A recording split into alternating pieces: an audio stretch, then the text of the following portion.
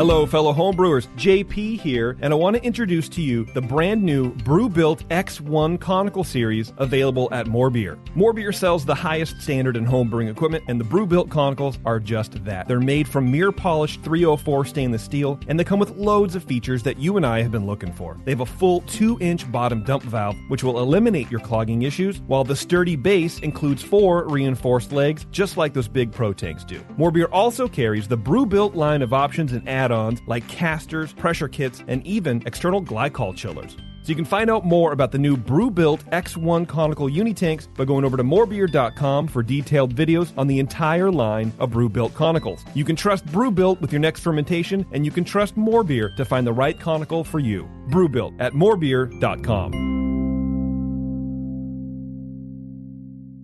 Today's Sunday session is brought to you thanks to the fine folks at More Beer. Visit them right now at morebeer.com. I want people to believe in me, and I want people to believe in me when they taste my beer. That's what it's about. You mean you laid underneath it and tried to put his tongue up the bung? I like to actually scoop up the yeast and look at it. 7 o'clock came real early that next morning. Yeah, man. Thanks for dumbing that down for us. You did an awesome job. It's all about food and beer. Punch me in the junk. Man, that thing was thick. The point is just beat it like it's your dick. I like to smell it afterwards.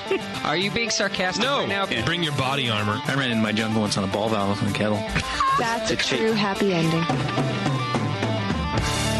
Now, live from the Brewing Network studios in Northern California, this is the radio program for home brewers, craft brewers, beer lovers, and beer geeks. It's your only source for live beer radio that brings expert brewers together with, well, expert drinkers. This is the radio program with a head on it. This is The Session.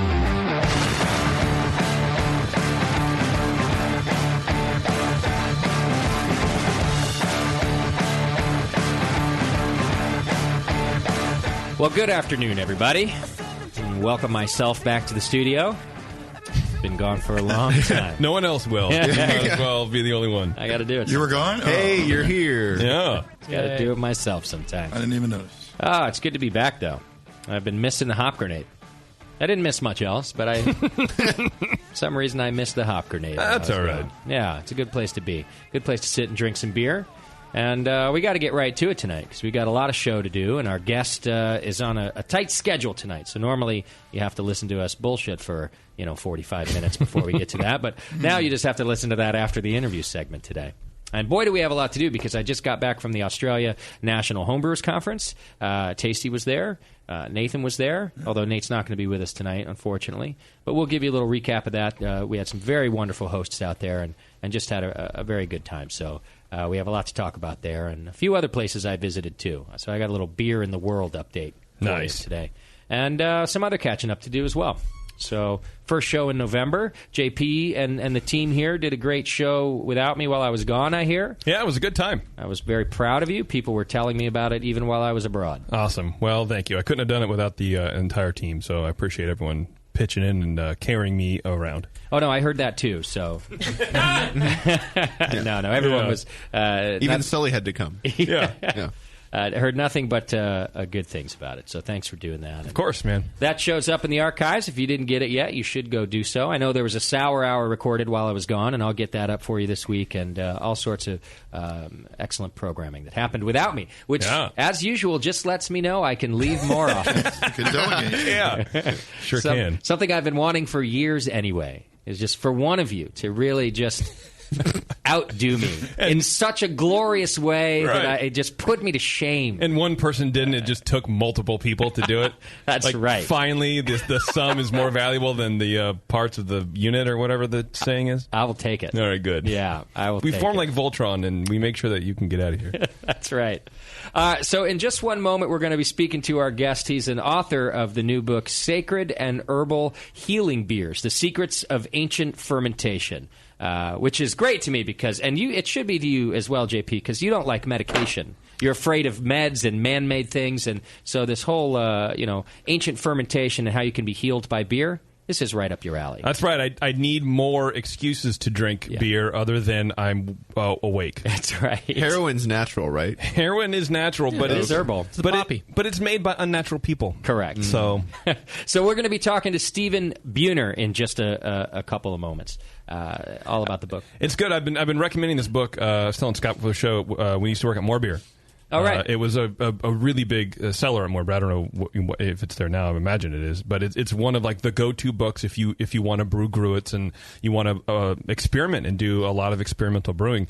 If you don't like hoppy beers or if you don't want to deal with that, it's a fantastic book for that. Excellent. Yeah. Lots of recipe info, and some of the recipes apparently contain some questionable adjuncts. Oh, even better. Jimson weed and things that are, quote, poisonous, end quote. So I'll be interested to hear Coca leaves. Stephen's take on that. Yeah. It's all natural. Yeah. The recipe with the coca leaves is just step one: eat the leaf. Right.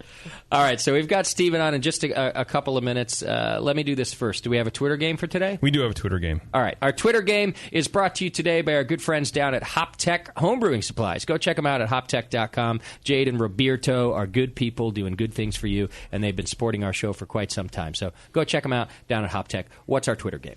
Well, our Twitter game is, as everyone knows, and you so eloquently put it, that you're back. And that's good. Okay. But I want to know what sort of bizarre Aussie customs did you pick up along the way, along your travels? I mean, do you now, spit into your neighbor's eye before you take a drink?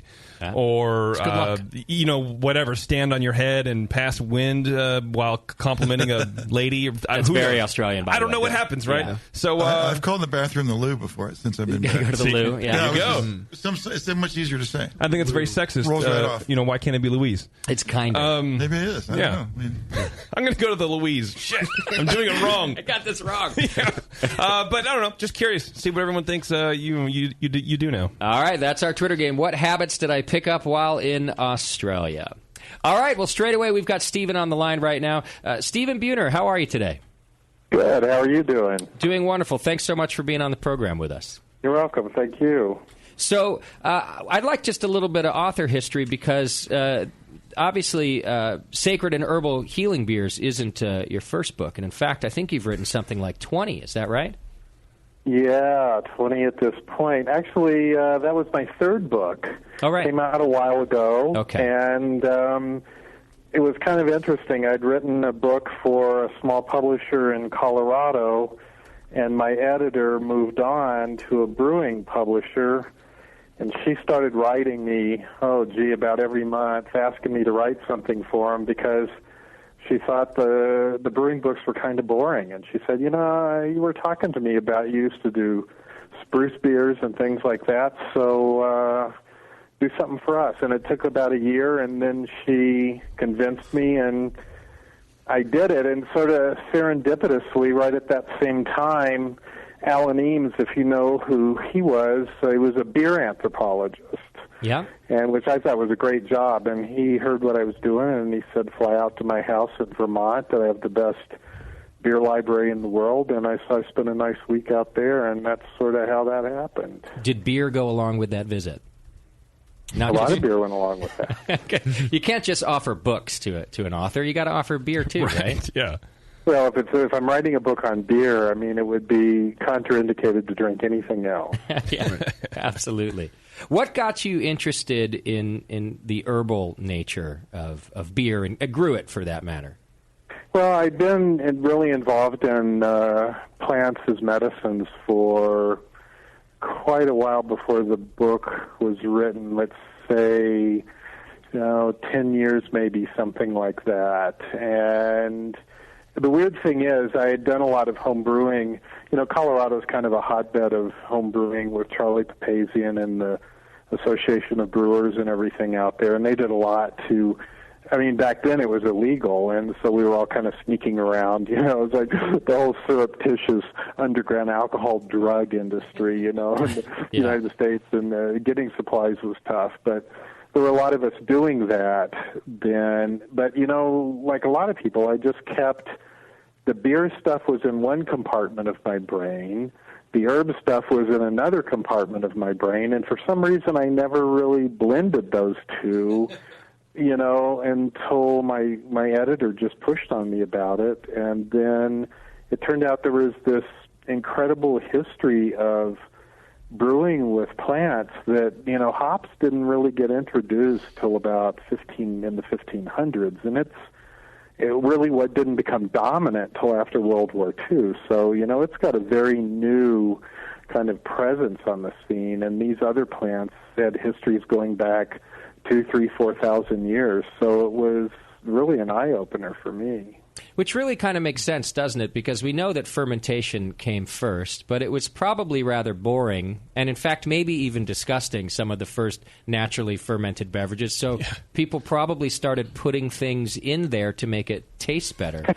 Do you have much of the history of how that started to happen?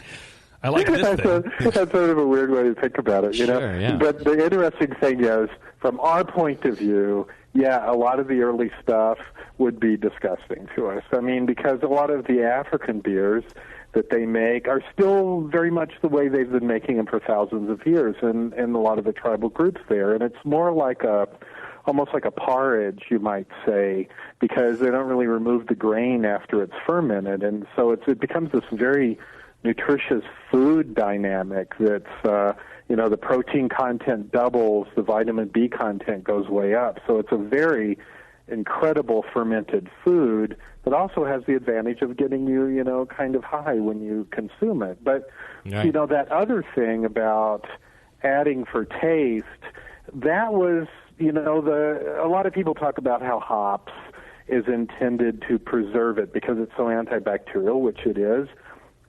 And they like the bittering because it offsets, the sweetness of the barley. But really, people have been adding plants into fermented ales for a long time. I mean, most indigenous cultures, even though most people don't realize this, they fermented all throughout North and South America. It was really huge for them. And so pretty much every culture does, and they would explore a lot with adding this plant or that plant, to make it more, so it would last longer, to improve the flavor. It's a lot like cooking in that sense. So there was just a lot of different reasons for it, but that was definitely some of them. Okay.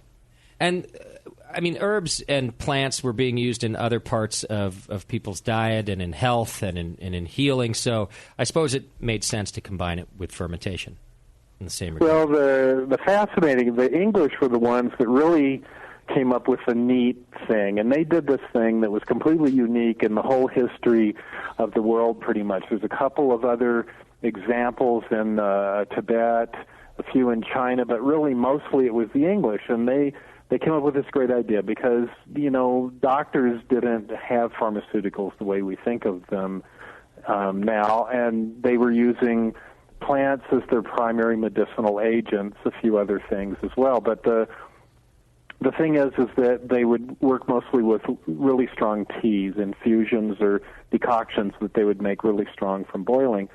But the problem is that these things didn't last very long, especially without refrigeration. And they came up with this marvelous idea they thought, well, what would happen if we made the herbal infusion that somebody's going to take, like hawthorn, for modulating their heart function, and then we fermented it and cast it or bottled it.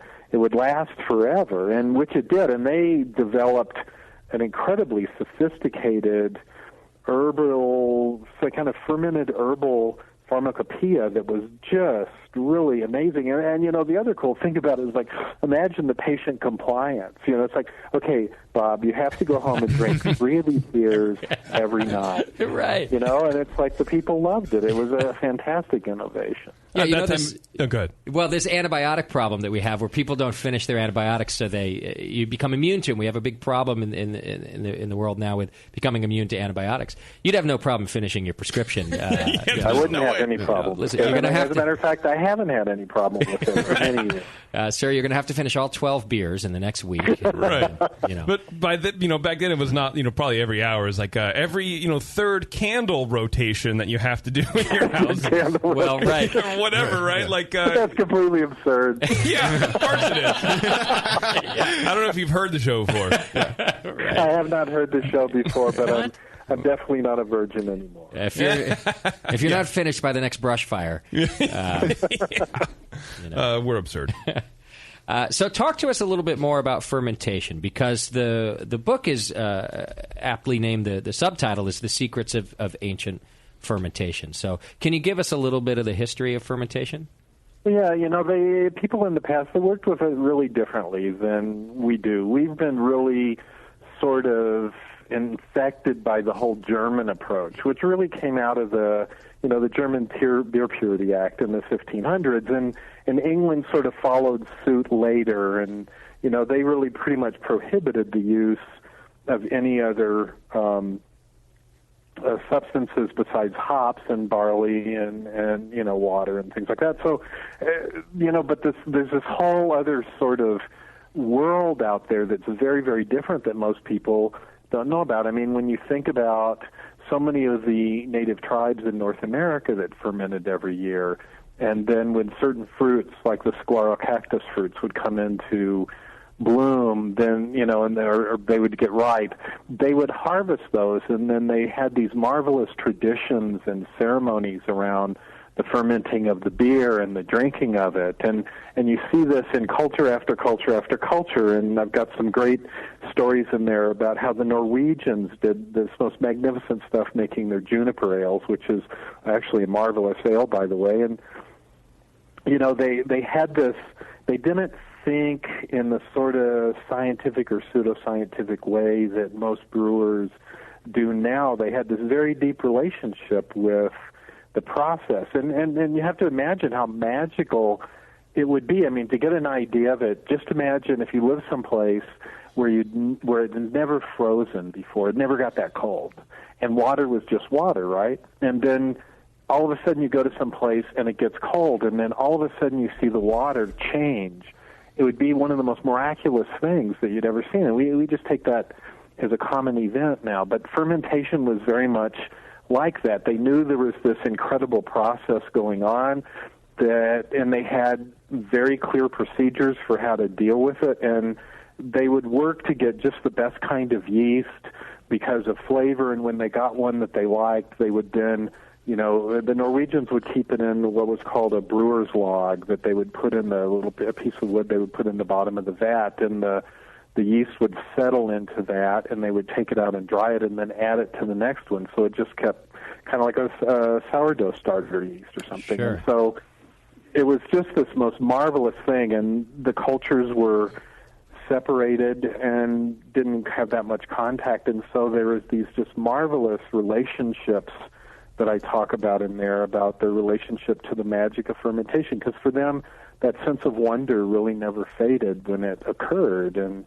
they would then drink this miraculous thing that happened, and they would feel very different, and they really liked how they felt. And right. So, and there's interestingly enough too, as I mentioned earlier, the nutritional dynamics of what they were fermenting, it increased so substantially that it became a major part of people's diet all around the world. It's really a phenomenal thing that we've sort of lost sight of, getting into the clarified kind of hopped beers that's basically what most people know now. Sure. Which I want to talk to you about a little bit later, maybe in the second half of our interview, when we get into hops. Because as you point out, that's a fairly new development, especially in the entire history of fermentation. Yeah.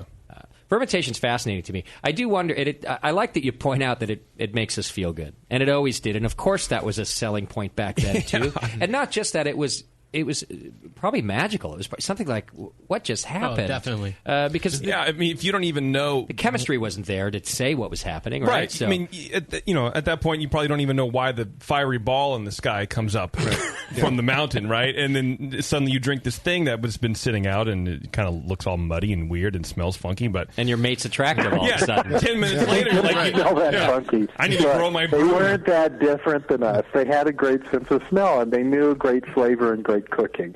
I mean, you have to think about some of the Thai food, the Moroccan food. It's been being prepared for thousands of years, and how tasty that stuff is. So, it was real different than us, and they had a real different sense of, we're like overly clean in kind of our antibacterial frame of reference, but they were more, messy in that way. But nevertheless, the flavors of the things they came up with were astonishing. And when you read the accounts from travelers from centuries ago where they would encounter these incredible ales, like in South America, for instance, where they would encounter chichas for the first time made from fermented corn with the addition of various fruits. They would talk about just the magnificent taste that these things would produce. So, there's a whole culinary, sophisticated flavor dynamic that we've really gotten away from by moving into this sort of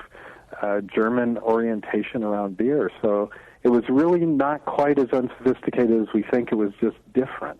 Excellent point. I wonder, do you think it's changed, in with the sort of modern craft beer movement? I mean, is there a movement back towards that sort of, or I guess maybe away from the clean, clear, hoppy, now there's wild this and unfiltered that and sour. Leaving your roof open to wild yeast. I mean, do you see us going sort of forwards, backwards? Yeah, I really do see that, and the craft beer movement is really doing some magnificent things. And, when I put this book out, it came out in 98, and I had no idea it was going to have the kind of impact that it had, which was it sort of gave everybody a place to start. It allowed them to sort of tap into this marvelous history that really very few people knew about, and they started experimenting. I mean, I think Dogfish Brewery is doing some of the most magnificent stuff in the world now. I mean, they're really on the leading edge, and there's 5 or 6 now breweries around that are experimenting and making just some absolutely marvelous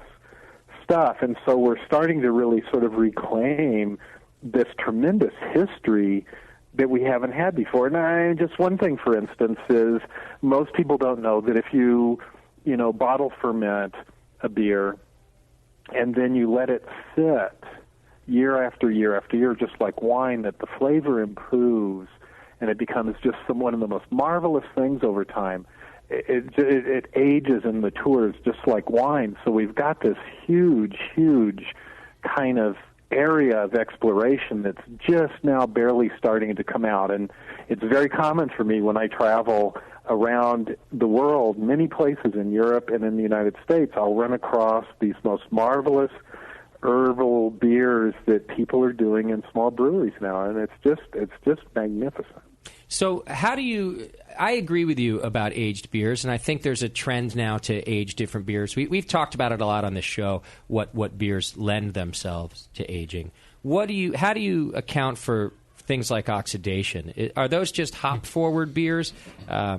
Because a beer can become more complex, but there's also seems to be a point of diminishing returns with aging beer as well. Yeah, and that's something that we just don't know. Yeah. It's like we've lost the knowledge base for that, and it's being reclaimed by these new generations of people now that aren't really sort of constrained by the old forms. Yeah. Some of the beers are going to get much, much better with aging. Some of the beers are not. It's like the nouveau wines that come out. It's only really good for a short period of time before it begins to decay, and other wines are marvelous for years. I mean, probably one of the best beers that I made that aged well was one that it was an absinthe ale, and that wormwood was tremendously bitter in the first 3 or 4 months after, and I let it sit for a year and a half, and it just had the most marvelous flavor. So it's sort of something somebody really needs to do, is to begin to make these wide ranges of ales, get the flavors down the way they need, and then see which ones age, It's just, there's so much potential there. I am so glad nobody has poured an absinthe beer at one of my beer festivals. It's good. I would try. I'm sure it tastes wonderful. In fact, Stephen, I'd sit and drink it with you all night long. Right. But that's what I'm worried about. That's great. I like both of my ears. What happens then? I've never even heard of somebody putting wormwood in a beer. That's interesting. Wormwood was one of the major adjuncts before hops because it's tremendously bitter and it's incredibly antibacterial. So it actually is better than hops in those dynamics. And do you know? It also has the added aspect of getting you kind of high, but it's good. Did it fall out of favor along with absinthe? Is that when it kind of got removed from being used in beer commonly? That was sort of the final kind of bell that was rung on that deal, and it was really, there was still quite a few marvelous herbal beers being produced through World War II. But after that, then with the massive industrialization around the world and because of Prohibition in the States, all of those tiny breweries making unusual stuff went under. And so when we got back into it, it was pretty much just regulated for hops. So that's sort of how that happened. Can you give me some examples of other adjuncts and other herbs you talk about in the book that were common to be used? Oh, sure. Like, for instance, ginger ale. Most of the pops that we know now were actually alcoholic beverages originally. Like root beer was an alcoholic beverage that was prepared for people. It was a spring tonic for kind of getting your blood cleansed. And sarsaparilla, which we all have heard about, that was also alcoholic. And but ginger beer, for instance, or ginger ale as we now know it, that was the number one best-selling fermented beverage in the United States in 1776. Wow. That's what the colonists were mostly drinking back then. So those, and ginger beer is absolutely marvelous in the winter because it's so stimulating and warming, and it's just an incredibly good one. Yarrow ale, of course, is one of my major favorites. Nettle beer was something that was done quite often early in the year as soon as the nettles would come up because the protein content of nettles is really high, and when you ferment it, it about doubles. You start getting about 24% protein.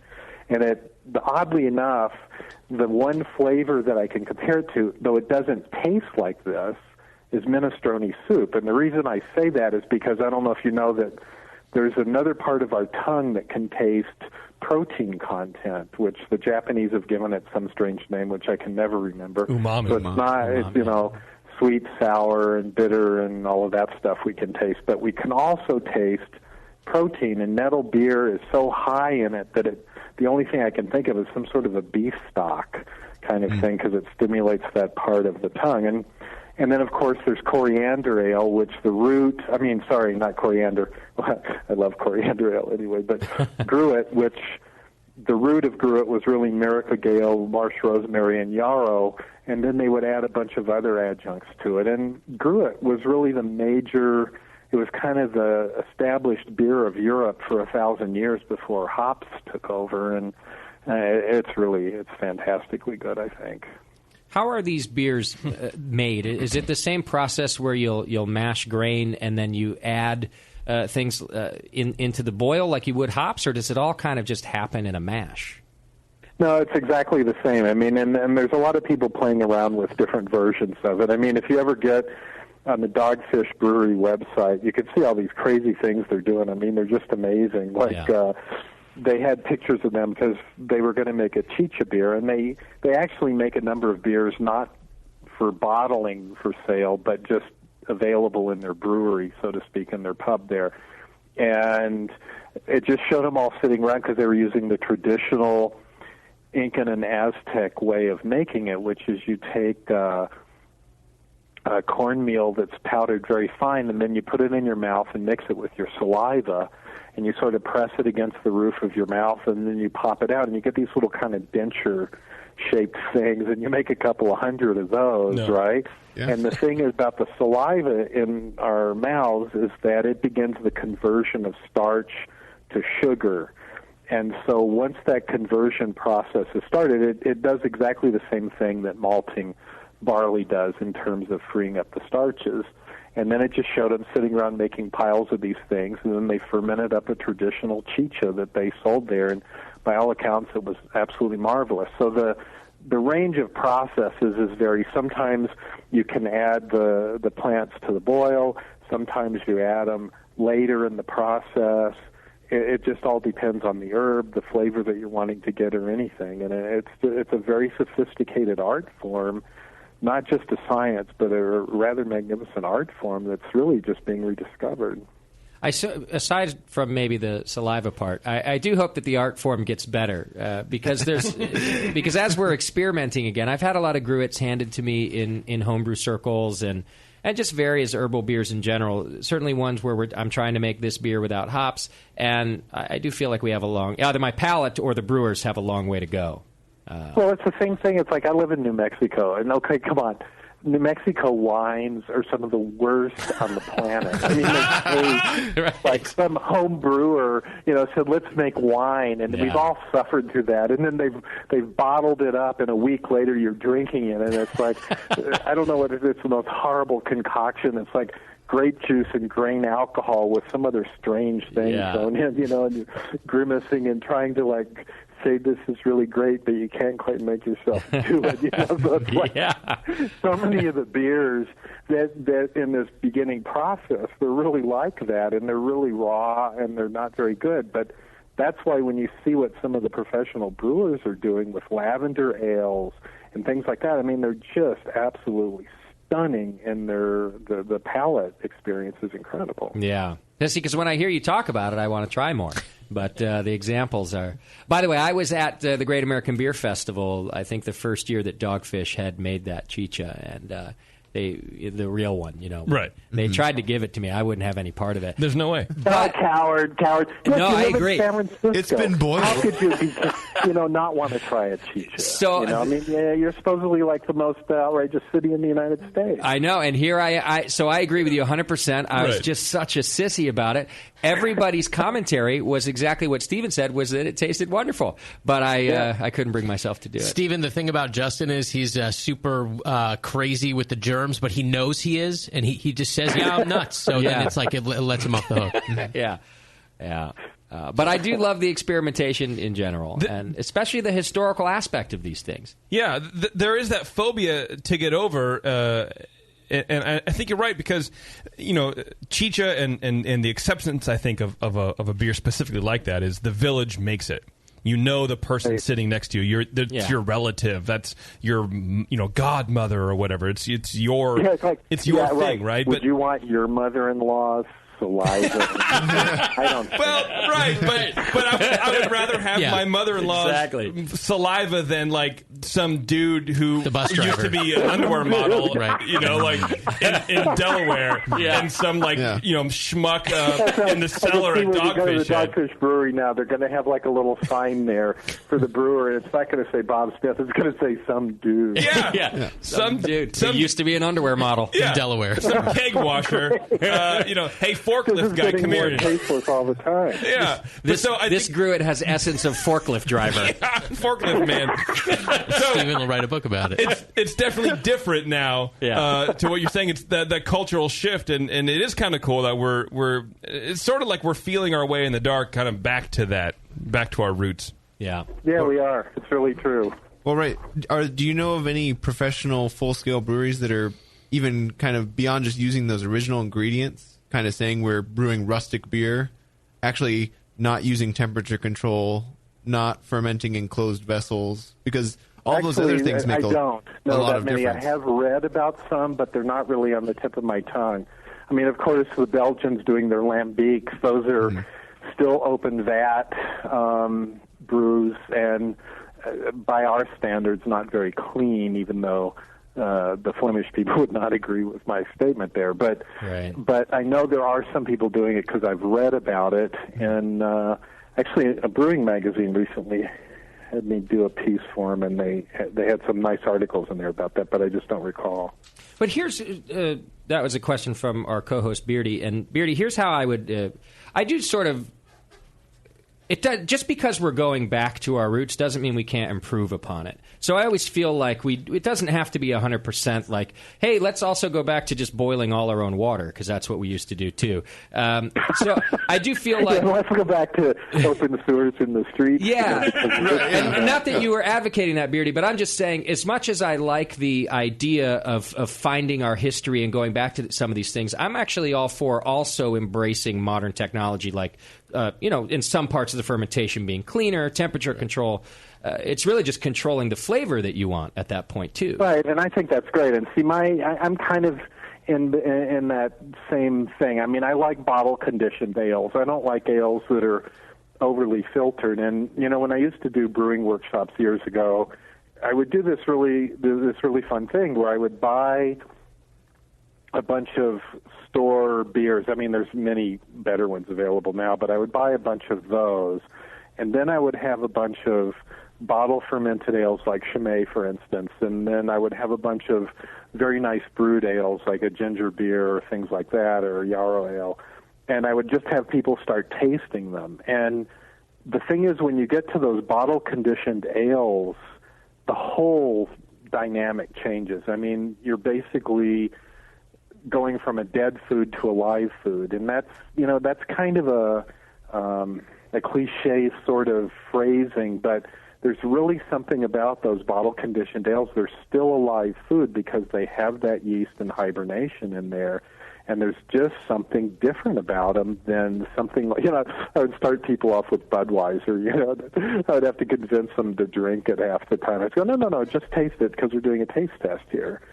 But the other interesting thing that happens, too, is Charlie Papazian from the Brewers organization took me to this dinner once where he had, there was a chef from Italy that would come in to Boulder once a year and do this workshop for all of these women, teaching them how to cook that kind of cuisine. And he was very good, and so they would be having these tasting things. So Charlie brought a bunch of his meads, and he's really the most marvelous mead brewer that I have ever tasted. His meads are absolutely phenomenal. He keeps them and lets them age for years, some of them. Wow. And but he brought a selection of those, and I brought a selection of my herbal beers and with me, and it was all women in the cooking class. And so then they said, okay, well, here's some, now we're going to taste some beers. And every one of the women said, no, I don't like beer. And I said, well, yeah, but you've never had this before.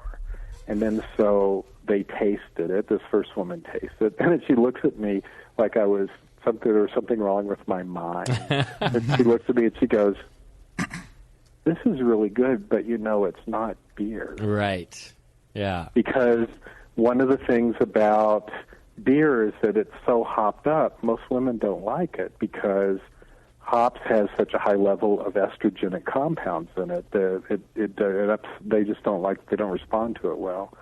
So they really loved it, and I found that these herbal beers are bringing more and more women into the kind of brewing world. So I think some sort of balance there. I agree with using the modern techniques, but still having a little bit of that liveness of the bottle conditionedness and a little bit of the experimental,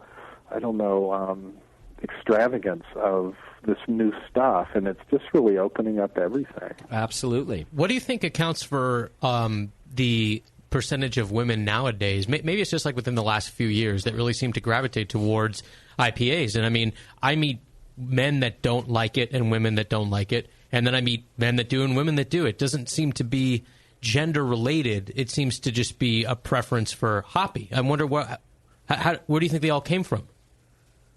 Well, I'm not quite sure. I've been out of the game for a while in that sense of seeing, I've noticed the rise of IPAs, and to me it's like a horrible experience. I just can't go there. But a lot of, and you're probably are seeing maybe younger women drinking IPAs, and I don't really have an explanation for that.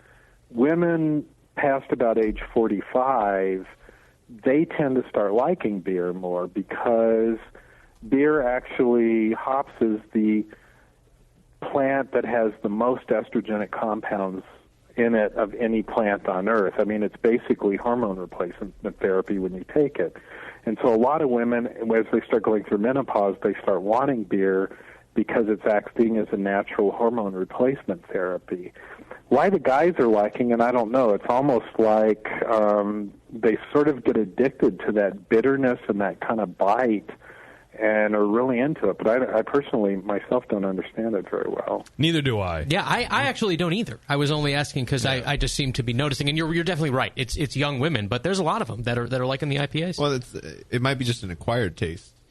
Growing up, they want to like it. Stephen, if you've got a few more minutes, I need to take a quick break, and I want to come back and talk to you a little more about hops. You got a second? Sure, let's do it. All right, let me take care of some sponsors real quick. When we come back, more with Stephen Buhner, and we're talking about his book, of course, Sacred and Herbal Healing Beers. And we're going to come back in just a couple minutes and talk more. The hops part is interesting, especially because we're so into it now, but it's a very recent development. And there are some things to talk about in terms of estrogen and testosterone.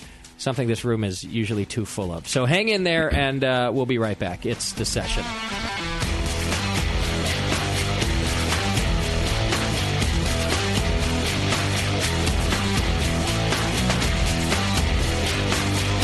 You're listening to the Brewcasters. On the Brewing Network.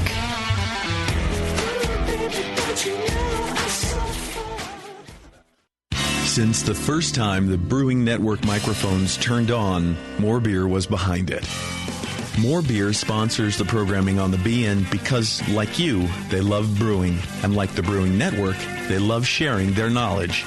Morebeer.com isn't just a website to place your next equipment or ingredient order. Morebeer.com also gives you access to free beer information that will make you a better brewer. Go to morebeer.com and click into the Learning Center. You'll find podcasts, technical facts, video tutorials, and more, including access to The Buzz, More Beer's social network of more than 5,000 members. And some of them might even be crazier about beer than you are. Get over to morebeer.com today and take advantage of The Buzz, the forum, the Learning Center, and make sure you're signed up to receive the newest More Beer catalog. More Beer, bringing you absolutely everything for beer making. The 21st Amendment. Watch out! Do you like beer? They make beer. Watch out! Do you like friends and fun? They make friends and fun. Watch out! Do you still like to have a good time? The 21st Amendment. Watch out! The 21st Amendment in San Francisco, located at 563 2nd Street, 2 blocks from the building where baseball is seen and played. Try their beers in the pub or try them in the can, featuring Monk's Blood. Made with real monk. Watch out! So why not have the best time of your life? Go to the 21A and Sean O'Sullivan will personally greet you with a can of Monk's Blood. The 21st Amendment. Watch out! This advertisement is not in any way affiliated nor associated with the 21st Amendment Bar and Pub, nor its subsidiaries or affiliates. This telecast is not copywritten by the 21st Amendment for the private use of the Brewing Network. Any use of this telecast without Jamil Zainashev's consent is prohibited. Suck it, JP. Hi, I'm Jamel Zainashev, and in addition to my work on the Brewing Network, I write the style profile column in every issue of Brew Your Own magazine. Hi, I'm Sean Paxton, and when I'm not prepping for the Home Brewed Chef on the Brewing Network, you can find me writing articles on how to cook with your home brew for Brew Your Own magazine. Greetings, cretins. This is John Palmer, and when I'm not writing for Brew Your Own, I'm reading it. John Palmer, Sean Paxton, Jamil Zainashev. If you love listening to them on the Brewing Network, you'll love reading their articles, tips, and recipes in the pages of Brew Your Own magazine. Join Jamil, John, and Sean 8 times a year in Brew Your Own.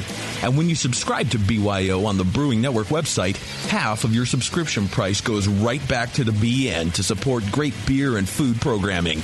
So sign up for Brew Your Own magazine through the BN website today so you can listen and read your way to better homebrew.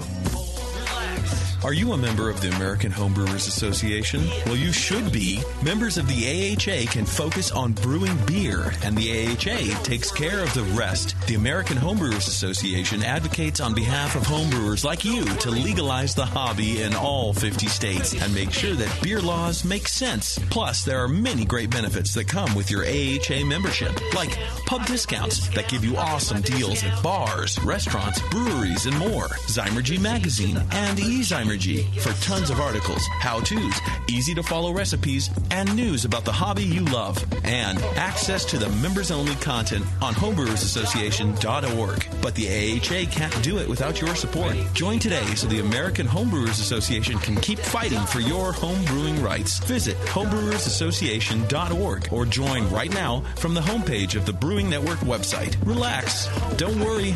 It's the American Homebrewers Association. Hi, I'm Jason Harris, the proud owner here at Keystone Homebrew Supply. We're thrilled to be entering our 20th year of supplying this great industry. And to show you, the Brewing Network Army, how much we appreciate your support, we're offering you 10% off your first order on our website, KeystoneHomebrew.com. Just use coupon code BNARMY at checkout, and I'll get your order out the same day. My goal at Keystone Homebrew Supply has always been to have a complete supply of everything a brewer could want. When you place your order online or when you come into our store, it's It's our goal to have everything on your list and more.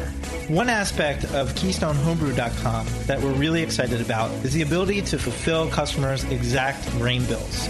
Do you hate to wait? Keystone Homebrew Supply can get your precious yeast and hops to you within just one day if you live between Connecticut and Virginia, and within 2 days east of the Mississippi. KeystoneHomebrew.com. Coupon code CNARMY. I'm Jason Harris, and I approve this message.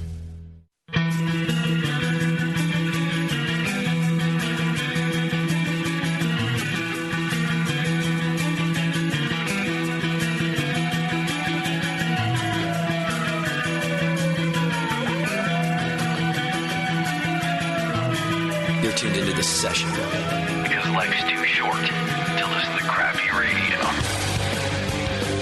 That's right. Welcome back. Thanks for hanging out with us. We're hanging out with Stephen Buhner. He's the author of Sacred and Herbal Healing Beers, The Secrets of Ancient Fermentation. We've got a few minutes left with Stephen. If you wanted to call in and ask any questions, 888-401-BEER or Bevo is in the chat room. Just hit the chat button on the homepage. Stephen, thanks again for being with us today. I appreciate it. Sure, it's great fun. So we were just talking about hops before the break, and you just had mentioned sort of briefly, almost like I knew the information and I didn't, about kind of the high estrogen components in hops. Can you elaborate a little bit? Yeah, it was really the Germans that first discovered it, oddly enough, since they were the ones that insisted on putting it in there to begin with. But they started noticing that in the hops fields, when the young girls would pick hops, they did it barehanded, and the hops, as you know, are very resinous, and they would begin absorbing a lot of those compounds through their skin, and the young girls would start menstruating very early, much earlier than all of their friends. Wow. And so the physicians began, and researchers began looking into it, and they discovered hops actually has a number of very powerful estrogens in it. The most potent estrogen is estradiol, which is equivalent to testosterone in men, and it has massive amounts of it. So it really literally, when you put it in beer, the two things, there's four things hops does. It bitters the beer,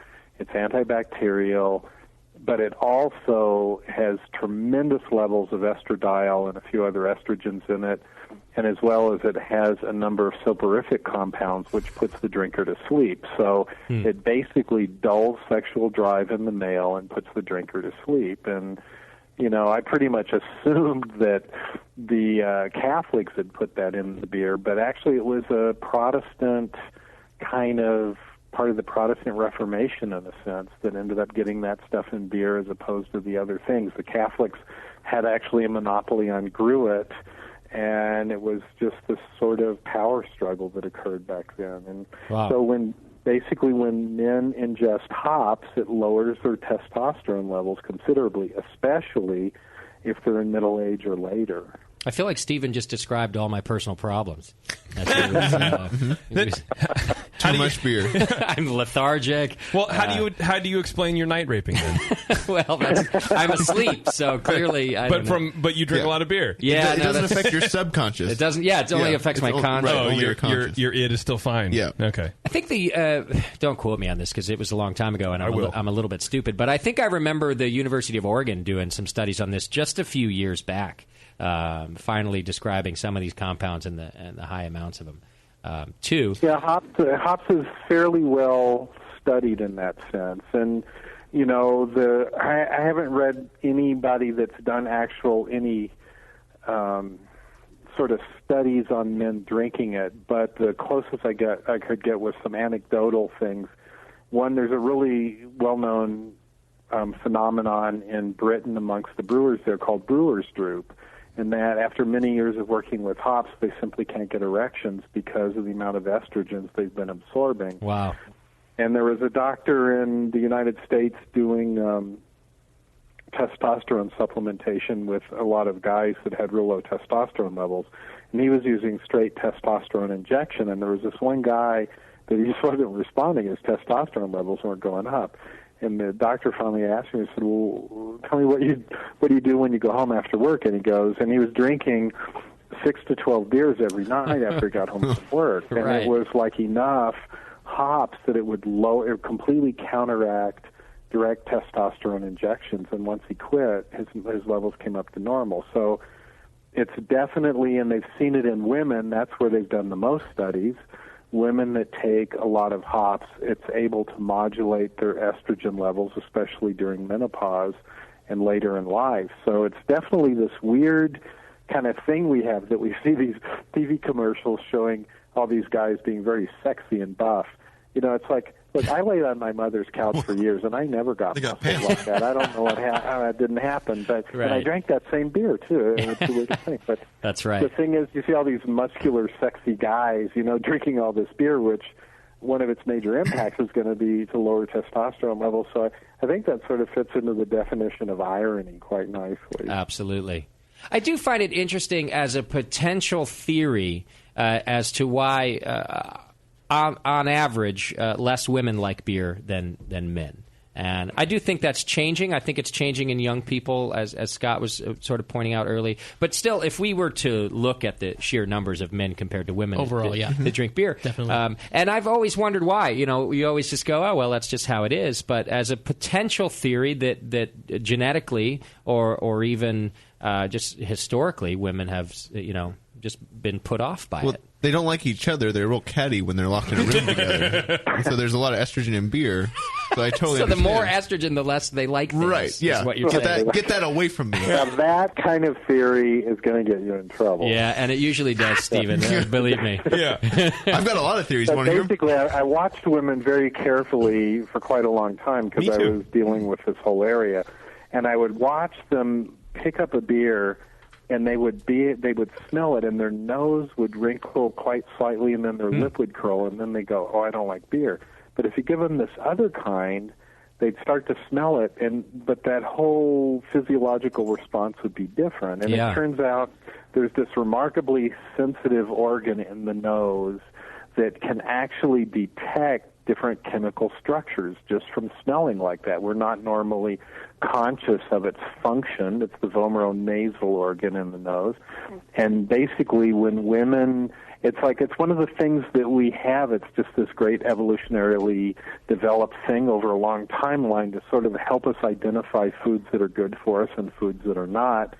And when women smell that, those chemical dynamics, they fit receptors in the vomeronasal organ, which says there's a lot of estrogen in here. And I think really that's a lot of the reason why they don't take it, because they know it's not going to be good for the reproductive system and just that whole balance and everything, and they're just sort of put off by it. Right. But I noticed that for a lot of women, after they go through menopause, that response changes considerably. So I think people's bodies are a lot wiser than we know. Sure. But we're just kind of not in that frame of reference anymore. JP, I wonder if the high amounts of estrogen in beer explain why you and I talk a lot about not very much when we drink a lot. We ramble on. And conversation is so meaningful. You guys are so politically incorrect. I can't believe this. Don't worry, What Steve. a treat. I will add a disclaimer that you had nothing to do with our idiocy. Well, I feel like there's a real good answer for that. See, when I was younger. My point exactly. Can I just clarify something here? So the Reinheitsgebot is what really introduced hops to beer, like as a ubiquitous ingredient. Is that fair to say? No. In Germany, sure. To break from the Catholic Church, I think is what he was saying, right? Right. And hops was around. They used it some. I mean, Hildegard of Bingen was the first person to write about it in 1200 and something. But she actually said, hops is not very much good for a person, and it makes their intestines heavy and their mind depressed. You know, so I was like, okay, that was the first appearance right there. But it was sort of around, and it was being used. But, you know, interestingly enough, you guys have heard of Pilseners, of course. Well, Pilsen in the Czech Republic, that actually, what that means is henbane. And Pilsener ales were originally made with henbane. And the interesting thing, the German berserkers, he would drink that stuff before they went and raped and pillaged everywhere. And the thing is, the more you drink it, the thirstier you get. And then at first it makes you really giddy and happy, and then it increases sexual desire absolutely uncontrollably, and then it stimulates like rage. And so they would just sweep through. So you can understand why the Germans and the cultures around there eventually said, we got to do something about this. Right. What's the opposite of a Pilsener? It would be like hops. Okay. And so, but basically I went back in the book and I looked, and I actually found a number of arguments before the equivalent of Parliament or the legislatures of the time arguing to really get the other herbs out of the beer and getting the hops into it as a predominant thing. And it seemed it was business people that wanted to break the Catholic monopoly because you had to pay them all kinds of money at every step in the process, and also by really pretty much drug reformers that wanted to calm down the populace. So it was more than just trying to get out of the financial grip of the Gruit being taxed. It was also kind of social engineering. Like you see stuff like this, like the various groups of people make interesting bedfellows and things like this, and I think that's. As far as I could track it back, that's what it was, yeah. Well, and here's why I'm asking about Germany specifically. So just in Germany, would you find a lot of beer that didn't have hops, and then very suddenly after the purity laws, basically all beer had hops? Is that fair to say? Okay, so then wouldn't that correlate with like a drop in birth rates? If it was that profound of a change and all of a sudden beer had hops in it? And I don't know. That'd be a really interesting thing to go back and look at. So the birth, thought of looking at that. The birth rate stayed consistent. That's why I'm asking. So I'm wondering. But I didn't know. How do you know it stayed consistent? Oh, the internet said so. Oh. I looked it up to the best of, I researched as best I could without going to the Smithsonian, but it appears that it didn't change much, that life expectancy and a lot of other things changed, but the birth rate stayed pretty consistent everywhere, not just They're very Germany. Persistent people. They'll try again and again. Right. Anyway, just to sort of half challenge to the notion that it that's affects good. sex drive. You went on points on that one. Thank you. I'm going to cut out that and use that sound drop on future shows. Thank you. Scott won. I won. Scott won an argument. Well, I know you're short on time too, Stephen. So I wanted to end on a certainly a positive note, which is about healing herbal beers. And I just wonder if you can give us a short list of some of the benefits of drinking some of the different beers we've talked about tonight.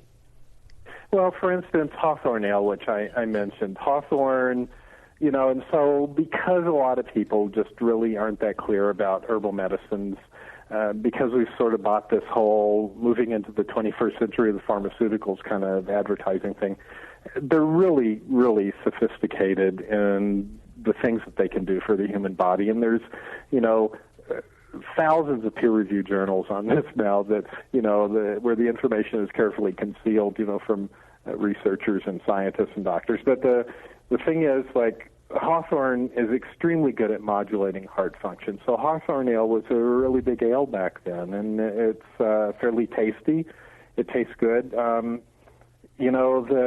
ginger beer, that's one of the things that I really love to have in the winter, because ginger is, you have to make it with fresh ginger, but ginger is extremely antiviral. It's really specific for influenza, and it interferes with the influenza virus's ability to invade cells that it normally would invade. And so it's extremely good, both because it warms in the winter, which is nice, and because of helping with flu season. It's one of the things I primarily use every year. St. John's wort, it was really, I made that one year, and it makes the most marvelous kind of rose-colored ale. And St. John's wort is a really great antidepressant, and so it's a really marvelous thing to drink. I was living at the time in Eastern Washington. It was cloudy all of the time, and man, everybody there loved it. It really cheered them up tremendously. Nettle beer is extremely good as well, for instance, because, as I mentioned, it was a thing people would do early in the spring. As soon as the nettles were coming up, they would tend to make the nettle beers, because they, we would normally, as a species, we would eat on these cycles where we would have a lot of food through the year, and then we'd store up a lot of food for the winter, and people would tend to kind of start to run out as the winter ended and we got into spring, and that would be normally a time where most people would fast for a while, which was very common. But then as the plants began to come up in the spring, they would begin to ferment a number of these. Like comfrey was extremely common for people to do that with. Nettle was another one. And so they would get this massive sort of protein, nutrient, tonic herb influx in this marvelous fermented beverage right away early in the spring. And it was just tremendously healthy for them. You know, the researchers did a lot of work with indigenous cultures and native cultures all around the world because when missionaries moved in to a lot of those places, they would try to get them to stop drinking, you know, and they were invariably Protestant missionaries. And the definition of a Protestant, as everybody knows, is somebody who knows that somewhere somebody's having a good time and they have to put a stop to it. Yeah, right. So they would get people to stop drinking all these beers, and then of course these native populations began to experience diseases they'd never known before, beriberi and rickets and all kinds of things. So these things were really an important part of health and diet and correcting imbalances. And besides that, they taste marvelous. And so I just think I'm really glad that things are coming back where I can actually go out and buy these and I don't have to just see Budweisers everywhere. Do you know specifically for sassafras root? I know in the 70s it was kind of outlawed, and that's why it's no longer in root beer commercially. Yeah, it's kind of one of these weird things. There was a lot of hysteria about a lot of plants, which was really misplaced, and it's still misplaced amongst a lot of people, and especially, the FDA and a lot of those guys, they don't really understand plants very well. So there was a compound in sassafras that they felt was unhealthy. It's not really true. I mean, people had been drinking sassafras beer for 1,000 years at least. The natives worked with it. It was very common. So, I'm not really sure exactly why that hysteria was there quite the way it was. But are there any benefits to the sassafras flower myself, and because I think it has much more marvelous flavor to it than the bark and the root. And sassafras is a tremendously good what they would call a blood tonic, and it would basically it acts as sort of an adaptogen to help the body be more resistant to disease. That was a term that the Russians came up with. It's a kind of a marvelous group of medicines, and it really helps the liver cleanse because the blood continually flows through the liver, and the liver works to cleanse the blood of toxic substances and alien substances that are not supposed to be in there, and then it metabolizes them and gets rid of them, puts them into the bile, and gets rid of them, and so the body can excrete them. So it really facilitates the liver's ability to do that, and it's really quite a marvelous herb. And those root beers, basically wintergreen and sassafras would be the root of that, with a number of other. Sarsaparilla was often in it. And sarsaparilla itself, they would use, actually what they were using in that instance was Aurelia nudicalis, which is a member of the ginseng family, and they made so much sarsaparilla ale from that in the late 1800s that they pretty much devastated the entire eastern U.S. from that plant. It's just now really coming back, and it's a tremendously good adaptogen to help overall health and vitality and really help the liver do its function better. I feel like I need more sassafras in my life after hearing that description. I made a sassafras root beer. It was fantastic. Oh, did you? And I actually kind of read into why it commercially fell out of favor. It's illegal now to use commercially. The article I read said that it was in the 70s. The Army was developing a truth serum with it, and the public caught wind of it, and they didn't want the government to have a serum that could make anybody tell the truth. And so some labs did some studies and found that if they dosed rats with enough of it, it would cause cancer. So then they're like, okay, so we can say it's a carcinogen. But if they scaled it up to larger animals, and it never when they got to dogs, it never caused anything. And I did the math, and the amount of root beer a human would have to drink to match the rat dosage was 25 gallons a day for their entire life. Wow. I've seen some, and then they when might you really get into a lot of those studies, you see stuff like that. You're one of the few people that's done the math, and then you find out how ridiculous the thing is. I don't know. You seen the size of those big gulps at 7-Eleven and the size of some of the people buying them? They're getting close. See, I had read that the Bee Gees were big into sassafras in the 70s, and the public at large decided that must be bad. That's what ended disco. Yeah. Well, you're wrong on that, Justin, because they had a lot of sass, not so much frass. Thank you, JP. And that's where it is. Fast times. Oh, my God. And with that, Stephen. We're ending on a high note.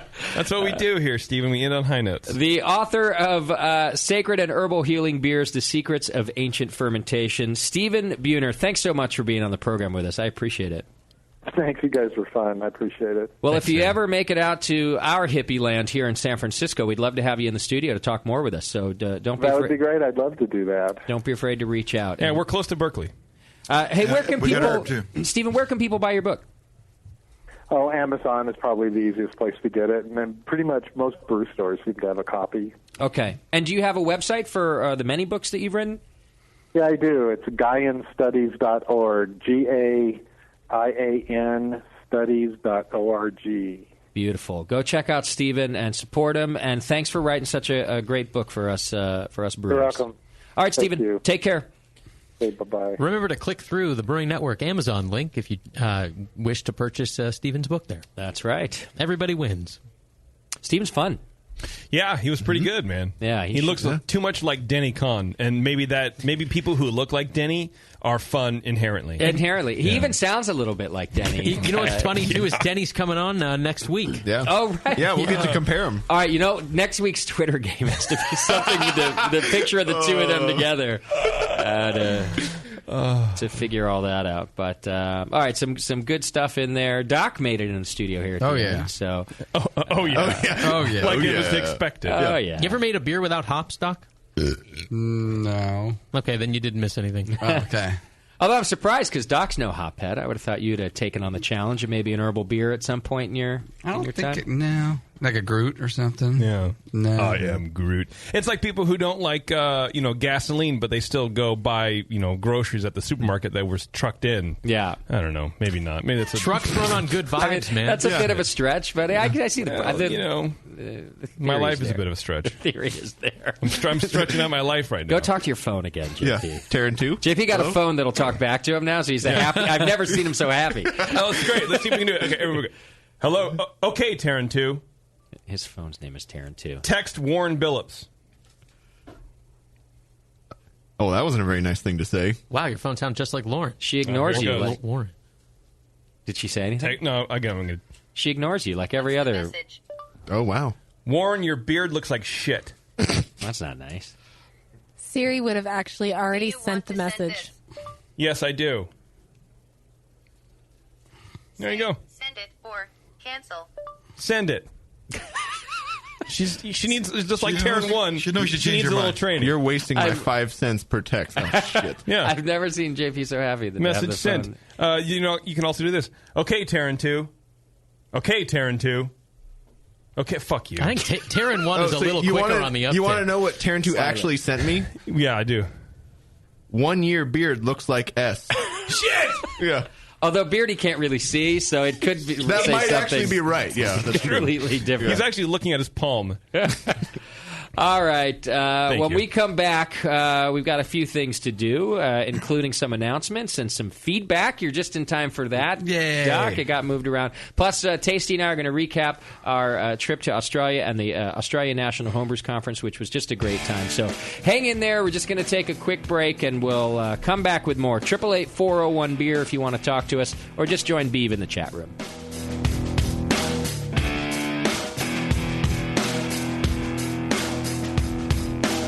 You're listening to the Brewcasters. The Brewcasters on the Brewing Network.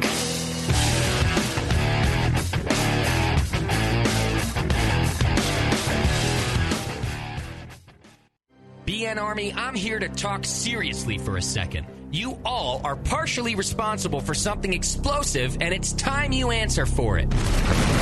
Moonlight Meadery is exploding. Yeah, exploding across the country. Wait, they just landed in Australia with insane quality meads. With nearly 70 different varieties of mead on the market, Moonlight Meadery has blown up the mead category and completely reinvented it. Seriously? What? Seriously. What? You're paying money for that watered-down mead when you could have a Moonlight mead? Moonlight meads explode with quality and flavor. They're a party in a bottle. Did someone say party? If you want mead and want the best, you want meads from Moonlight Meadery and will accept nothing less. And now get 15% off by going to moonlightmeadery.com/BNArmy and use coupon code BNArmy at checkout. Hey, sign me up for that party.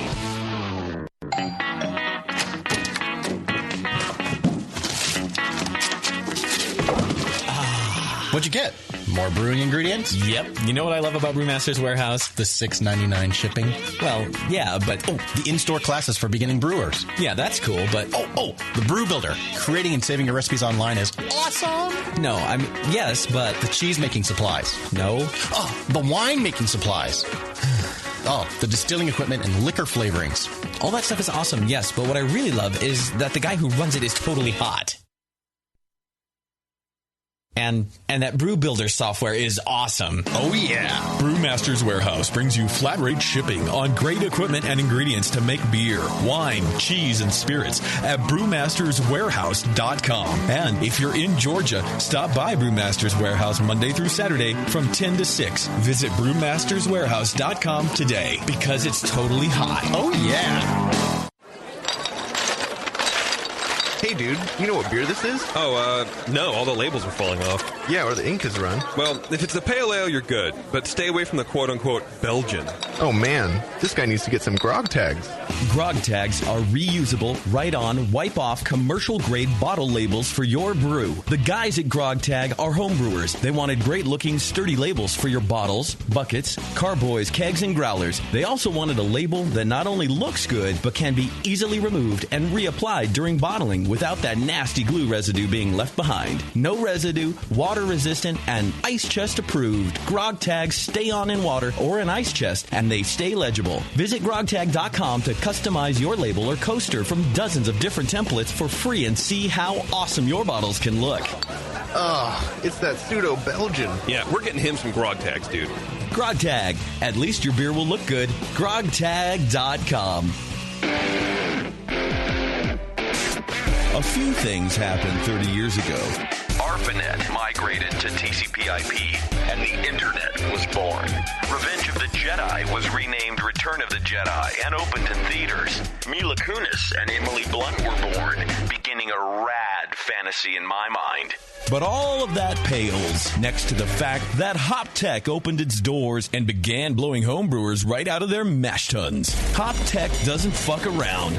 Real people shipping awesome shit straight to you. Their new website is fast and easy to navigate. Or just call 800-379-4677 and let badass bitch Jade and the gadget guy Roberto blow their warm load of customer service all over you. So visit the site or visit the store in Dublin, California, and support those that support you. Get your brewing on at hoptech.com. From the stovetop to a camp burner to some kind of brew stand, most homebrewers follow some version of this progression. With each move, a homebrewer will often have to change a lot, if not all, of their equipment. Until now, Blickman Engineering brings you the top-tier brewing stand, the only brewing stand that grows with you. For example, buy a top-tier floor-standing burner now, and it'll bolt right to your top-tier brewing stand when you're ready for all-grain brewing. The top-tier brewing stand is perfect for 5-gallon to 20-gallon batch sizes.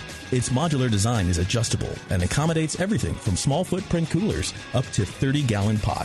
How does the top-tier brewing stand do it? At its core is a strong, heat-treated, and anodized aluminum main post. On all four sides are built-in T-slots for the adjustable heavy-gauge stainless steel shelves and beefy burner tiers. The tiers accommodate any manufacturer's pots or coolers up to 21 inches in diameter. Best of all, not only does the top-tier brewing stand grow with your skills and equipment, but it easily knocks down for long-term storage or transport, too. The top-tier brewing stand from Blickman Engineering. Learn more at blickmanengineering.com and to find a local Blickman retailer. And start brewing. from the top tier. 888-401-BEER. It's time to talk beer and chew bubble gum. And we're all out of gum. The Session. All right. It's fun to be back in the studio. Yeah. I didn't even know you were back in town. Yeah, I got back yesterday. Are you feeling jet lagged? What's going on? No, I'm okay, but I'm definitely on a different time zone. I fell asleep at like 8:30 and woke up at 2 a.m. and have pretty much been up since then because I was in Fiji last, and at 2 a.m. here it was... Fuck you. It was like 3 that sounds noon awful. over there. Yeah, I'll tell you guys all about my trip in just a little bit here, but... I can't wait to hear about all your Fiji. Yeah. Oh. Yeah.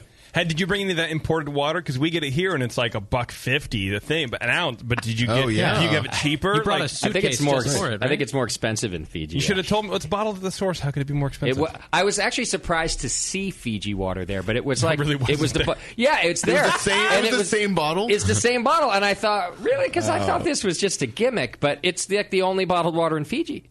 It might be a real it might be real Fiji water. I didn't like read the fine print or anything, but I remember Kate handed me a bottle of Fiji, and I looked at it. I was like, "Really?" Imported from the United States. Yeah, maybe so. Let me get through some announcements, and then we can cover this kind of stuff.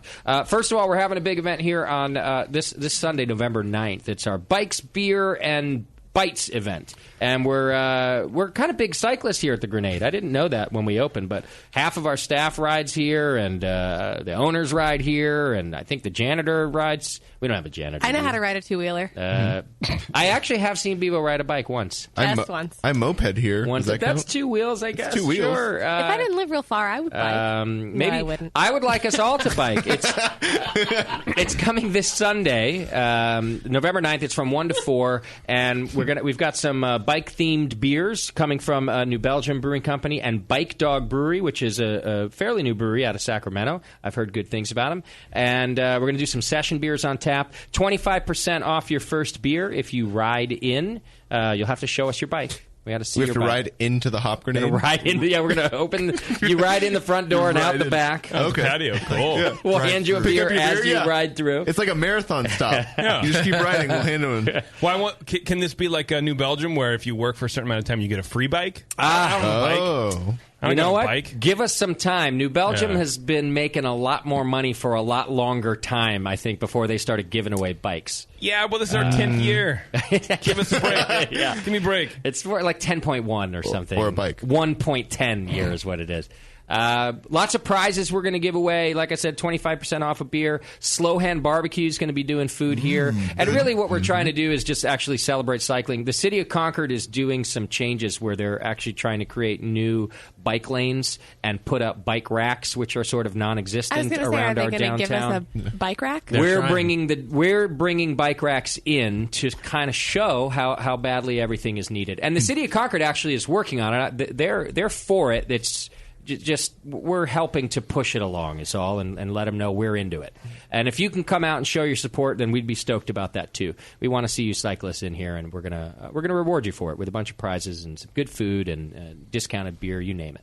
Are you going to have rules of the road about like how cyclists should properly drive and not ride Stay tandem? in the bike lane? Yeah, stay in the bike lane, not ride tandem, but ride in an actual line and actually stop at red lights and actually behave like normal people? I think the laws have even changed further in the cyclist favor Yeah, now. they have. And it doesn't Yes. matter where the lane Yeah. is, you have to stay 5 feet away. Right, but you're still not allowed to ride in a pair. You're supposed to ride single file, but no one ever does. And then they run red lights and then they flip you off. When I walk, Yeah, I'll do that. Thank you. That's all I want to know. That's why my moped's a 2-stroke, so I burn the extra oil for those asshole cyclists who ride in the middle of my road. I've actually seen him doing laps around the block. I'm like, what are you doing? He goes, I saw 4 cyclists. I got to keep going. Just burning some oil. Yeah. when I worked in Berkeley, there were cyclists everywhere, and they would drive me crazy to the point where I would get as close to them as possible without Yeah. hitting them just to freak them out. Well, I'm really glad you guys are supporting this event. It's a lot of positivity really here excited for about it. people riding to work and doing a little better for the world by getting off the roads in general. For sure. Yeah. So Get off the roads. I do hope to see you on November 9th from 1 to 4 right here at the Hop Grenade. Is that what What day is that? I'm sorry. It's Sunday. Sunday. Yeah. Now, maybe I'll ride my nephew's bike. Coming up I'll have Sunday. to buy an air pump. Ride down. It's a fun way to go have a beer. You ride your bike. It's Yeah. nice outside. And, Your license will still get taken away when you get pulled over. It's been I didn't gorgeous out say here. drive. First of all, shut the fuck up, all of you. Yeah. Because you're being ridiculous. I didn't say come in and drive drunk. I said it's a nice day. You have a beer. Yeah. We're putting session beer on tap. Yeah, it's not a fucking barley wine tasting, dum-dum. Jesus. Oh, Yeah. sorry. I'm going to go burn some oil and fuck you bikers. Oh, you're having bike day? I'm going to have burn oil day at my house. We're just going to ride around and burn oil. Wow, I sound real annoying. Say, you've been hanging out with your wife too long. Y'all sound like your girlfriend. Yeah, that wasn't Justin talking. That was the audio of you. That was Scott bringing back the soundboard. Wow. Yeah. Jesus. And you're ugly. What else are you going to do at your little event? Kick dirt in my eye? Maybe. Yeah. No, we're just inviting cyclists out to have a nice day, get some barbecue. Be a good time. I actually am going to. I have a bike trailer for my child. I'm going to bring it because it needs some repair. That's right. There will be a bike repair tent here. Shut up, JP. A bike repair. No, it like attaches to the wheel or something. I might actually put my, because my nephew's about the tires are flat, so maybe we'll have like inner tubes and actual tires and shit like Yeah, that. for everybody but you and Beardy, there's a full-on bike. I might bring my thing There's down. a full-on bike repair tent. Well, you know. Yeah, no, we're setting up a bike repair tent That's to do cool. fix the flats. Actually, my brakes need adjustments, so I'm not going to do it myself. Bicycle I'm going to repair, bring man. it down to the dude. Man. And I'm looking forward to it. I think it's going to be fun. That'd be cool. What else do we have going on next? 2 weeks from today. So not our next show, but on November 17th, we're doing a live show from Anchor Brewing. Yeah. So I don't think you can come out or anything. I think the tickets are already gone, right? Did we already? Pretty much. They're gone, yeah. We sent them out to the BN Army, which is another reason to become a recurring donor in the BN Army. If you subscribe on a monthly basis, we send you inside info of this nature, especially when we do ticket sales. And this was a private event that Anchor invited us to come do, our show, live from the Anchor Brewery. But you'll get to listen to it and watch video, and that's just 2 weeks from now. Are we biking there? On the 17th. We could. We could bike to Bart, and then we can Bart, and then we can bike over. I'm game. I think you can actually bike all the way there. Your bike's electric. You don't have Oh, to yeah, get- mine's electric. You I'll don't bike have to anywhere. get on BART. You can bike all the way there. That's almost like Beardy with the moped. With his- exactly, yeah, a little less oil. I'll burn the extra oil so that way it's a net equal on the environment. Yeah. Beardy's going to pull me behind his moped on my bike out to Anchor. Charge the battery. So do we get the carpool lane if we do that? Yes, Awesome. I believe we do. Okay. What else? Oh, there's a big festival happening. This is actually down in Los Angeles, not here. Los Angeles. What did I do with it? What happened? Shit. It's this Shelton. Oh, here it is. It's called The Festival. Oh. And there's good reason it's called The Festival. It might be The Festival. It's called The Festival 2014. It's powered by the Shelton Brothers and ShareFest in collaboration with Browery West. So it's going to be at Crafted at the Port of Los Angeles in San Pedro, California. You can go to SheltonBrothers.com and then just click on the festival. And I'll tell you why you should do it. Let's see. Let me go to where the beer is here. Apparently, all the people, it has an amazing list of breweries, but then all the brewers are going to be there. And Shelton Brothers, of course, are the people who import Cantillon and Dre Fontaine and you name it. Pretty much, I would consider Shelton Brothers the premier European craft beer, quote-unquote, importers. Oh, yeah. They're Absolutely. like the guys. Yeah. I agree. Why can't I find the beer link anymore? Have they been importing Dre Fontaine? Have you guys seen Dre Fontaine? I haven't seen it, I feel like, in months and months. I saw it once about a month ago. There you go. It's there. Not looking in the right places, I guess. It was in Santa Cruz, so it's a ways away. Why doesn't this stupid place have it? This is a real stupid place. Oh, the Hop Grenade? That's a great place. You answer your own question, I guess. All sorts of great breweries are going to be there. More Beer, we've had them on here. They're from the United Kingdom. You guys remember Justin, that brewer? More Beer. Yeah, Moor. Oh. They're going to be there. Nugnia, remember Nugnia? They've been on the show before. Sure. Nagna. Page 24 from France. Brewfist from Italy, which is kind of which is a cool name. One of my favorites, De La Seine. I think they just make wonderful Belgian beer. They're going to be there. 5 feet high and rising. Wow, this list is just enormous and great. Anyhow, it's all happening. This is Saturday, November 8th. down there. Just go to SheltonBrothers.com. Tickets. I can't believe tickets are even still available for this thing. This Saturday. Wow. Yeah, and that's kind of rad because those are some breweries I've never heard of, and if you think you're a craft beer fan and you think you're living in SoCal and you think you have your finger on the pulse, you don't know shit. You don't even know. Yeah, go to this thing. That might be why there's still tickets. I just listed some of the international breweries. Some of the U.S. breweries that are going to be there are Allagash. Let's see, Blue Jacket out of Washington, Cambridge Brewing Company. They make great beer. They've been on the show before. Crooked Stave, Harrod the Dog. Is Anchorage on there? Aren't they? Anchorage is on there. Nice. Hanson Brothers Bevo, the Hanson Brothers Beer Company, is on there. Can they guarantee a Hanson will be there? Because now I want pictures with all Maybe of them. so. Pretty Things. Got to catch them all. God, you name it. Local breweries down there. Bagby. You guys remember Bagby Jeff? beer? Yeah. They've opened now. Did well at the GABF. Beechwood Barbecue, our friend Julian. Bottle Logic. Cellar Maker, our friends from San Francisco. Faction, our friends from Alameda. Firestone Walker. Monkish. Rare Barrel. You name it. There's anyhow, you get the point. Go to SheltonBrothers.com and check it out. Looks like shit! I'll be in L.A. in that time. Are you really? Yeah, I'm going down there. I'm Oh, they going offered LA me for my tickets. birthday. They offered me tickets if you want to go. I do want to go, actually. Yeah, I San will be Pedro's right there. All right. So go represent for More us. like San Petros. Nice. You go party there and rename it. I definitely want to. Yeah, please hook me up. I'll go Sunday, November 9th, noon to 4. Oh, it's 2 days? There's 4 sessions, across Saturday and Sunday. Oh, I see. Kind of like GABF a little bit. Look at that. Yeah. With all that beer, that's a good idea. I thought you were purposely going on the wrong day. Just instead Saturday. I'll be there I will Tuesday, be there promptly. the 11th. Yeah. All right, so go check that out. Oh, man, that's going to be a blast. What else is happening? This Wednesday, I'm helping moderate a history of the world according to beer for the Commonwealth Club. I'm doing it at the Lafayette Library. Tickets are still available. I don't know where to go for it, though. I suppose I should. Lafayette Library? Yeah.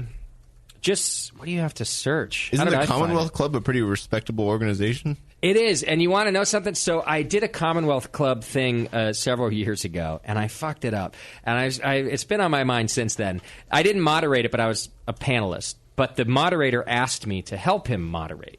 And so I did, and I was trying to, it was just about beer, craft beer in general, and then it got to food and beer at the end. And people were being very serious, so I was trying to lighten it up. And they said, "What would you like to pair?" And I was like, "Oh, I love me some top ramen and beer," thinking that the rest of the panelists would then, I would get a laugh, and then everyone else would give a good pairing. No, then the panel followed me by making douchey pairings, and I was like, "No, this is terrible," because I really like good food and beer pairing, and I felt like a dick ever since. Well, lo and behold, 8 years later, they invited me back. Yeah. So I feel like I get a chance to redeem myself. You can go to commonwealthclub.org/events. And then you can scroll down, and it's called A Brewer's Tale, A History of the World According to Beer. Thank you, sir. Go check it out. That's this Wednesday. If any of you want to go listen to me do my bullshit, I'll get you tickets too. But it starts at 6:30 at the Lafayette Library. They put it on the radio, too. I don't know if you guys are familiar with radio, but I'm busy. I don't know. I got a thing. Yeah. My radio's all tied up. I have to fix my bike. I mean, they record it and put it on the radio later, so I can send you the link to the download, guys. My internet doesn't work very I don't have well. enough bandwidth. Yeah, I'm at my limit already. I downloaded a bunch of movies. To it. Thank you. All right, that's happening this You guys Wednesday. just have to learn to say yes. You don't have to actually do it. That's true. I'm totally. Then I'm like, I'm sure something came up. Don't worry, Bev. He'll buy into that shit for only a certain amount of time. Jay, do you happen to remember any examples of other pairings they gave? Just because it'll be funny. Yeah, and I don't want to name any names, but yeah, then like the guy next to me was like, "Oh, I like it with my peanut butter and jelly," and I was like, "No," and I literally out loud I said, "No," but we were out of time. These things are on like a strict time, and I couldn't go back and then give a good pairing. I thought for sure they'd let me be the only buffoon, and they didn't. And so, and I'm telling you, I do this like these. I dwell on these things. If I've really screwed something up. I've dwelled on this for 8 years. How I was at the Commonwealth Club. That's really sad. Which, I mean, if you look at the list of people that have spoken at the Commonwealth Club, I'm an ant. I'm a peon. And then I made it worse by acting like an idiot. Well, so now are they asking you back expecting more ramen answers? Maybe. Or and I'm not just a panel. I'm the moderator. I'm the moderator of the author of the book A History of the World According to Beer, or whatever JP read. I suppose I'll find out before. You should probably know that. Before I have till Wednesday. Oh, okay. It'll be fine. And you wonder why there's been an 8-year gap. Hey, I'm Justin. This guy wrote a book. Yeah. They must not remember that I was done the same person. Whole new board. They have no idea that it's... Yeah. Because I know they've done beer stuff since then, and I've never been invited They should back. let us do our show here. That'd be much more Oh, man. But are they serving beer? So I'm going to be very serious. Yeah, they're serving beer to like 4 What are you going to be breweries or asking? something. Like, what's the point of the thing? Like, I think not the point. What is the topic? It's basically about, I think, how humans have grown up with beer. Okay. How it's a part of our history. Do you know any of that stuff? I don't have to. Okay. I literally just asking questions of the author. The author wrote this whole book about the history of the world according to beer, and I'm there to facilitate questions and just it's like GAB. I can do it. A good standby is just why. Why? Yeah. You can why? Why? They're gonna, they feed me. It'll be a piece of cake. I might go. It's in my neighborhood. There you go. It's in Lafayette. Big Tim's gonna be in town, so there you go. I'll have the Lothamer brothers there. We can heckle. Yeah. If you're gonna heckle, I want to go too. Oh yeah. Seriously. Yeah, you seemed really happy. I Hey. have the love Oh, good. Hey, Jesus! Why you interview this guy about beer? Didn't you do shit with wine? Exactly. Stigmata. I might have to put on a tie too. I think. Oh boy. Whoa. You want to borrow my clip-on? Yeah. Are you going to practice all day tomorrow? So that way Putting on a tie? Yeah, putting on a tie. Putting on a clip-on tie. I'll be practicing all morning. How does this work? Shit, I keep pinching my neck. I'm so stupid. Kate, get in here. Is this thing supposed to have a collar? Okay, Taryn, too. How do I put on it? I love Sam, but I have to tie his ties for him. Yeah, I don't really tie my ties either. Okay. That's cool. That's awesome, man. I'm happy for you. Thank you. You're welcome. The National Homebrewers Conference, I know it seems like a long way away, but if you'd like to present at it, and I encourage you that you should, especially some of our Bay Area folks, but our listeners from around the country can do it. The Homebrewers Conference is in San Diego. It's in June, as always, and the presentation deadline is coming up pretty quickly, and I know that they still need some more presentations. Yeah. JP, I think you ought to think about this. I'm actually presenting. Oh, you are? Yeah, I'm presenting as a lady. And I feel like that would be...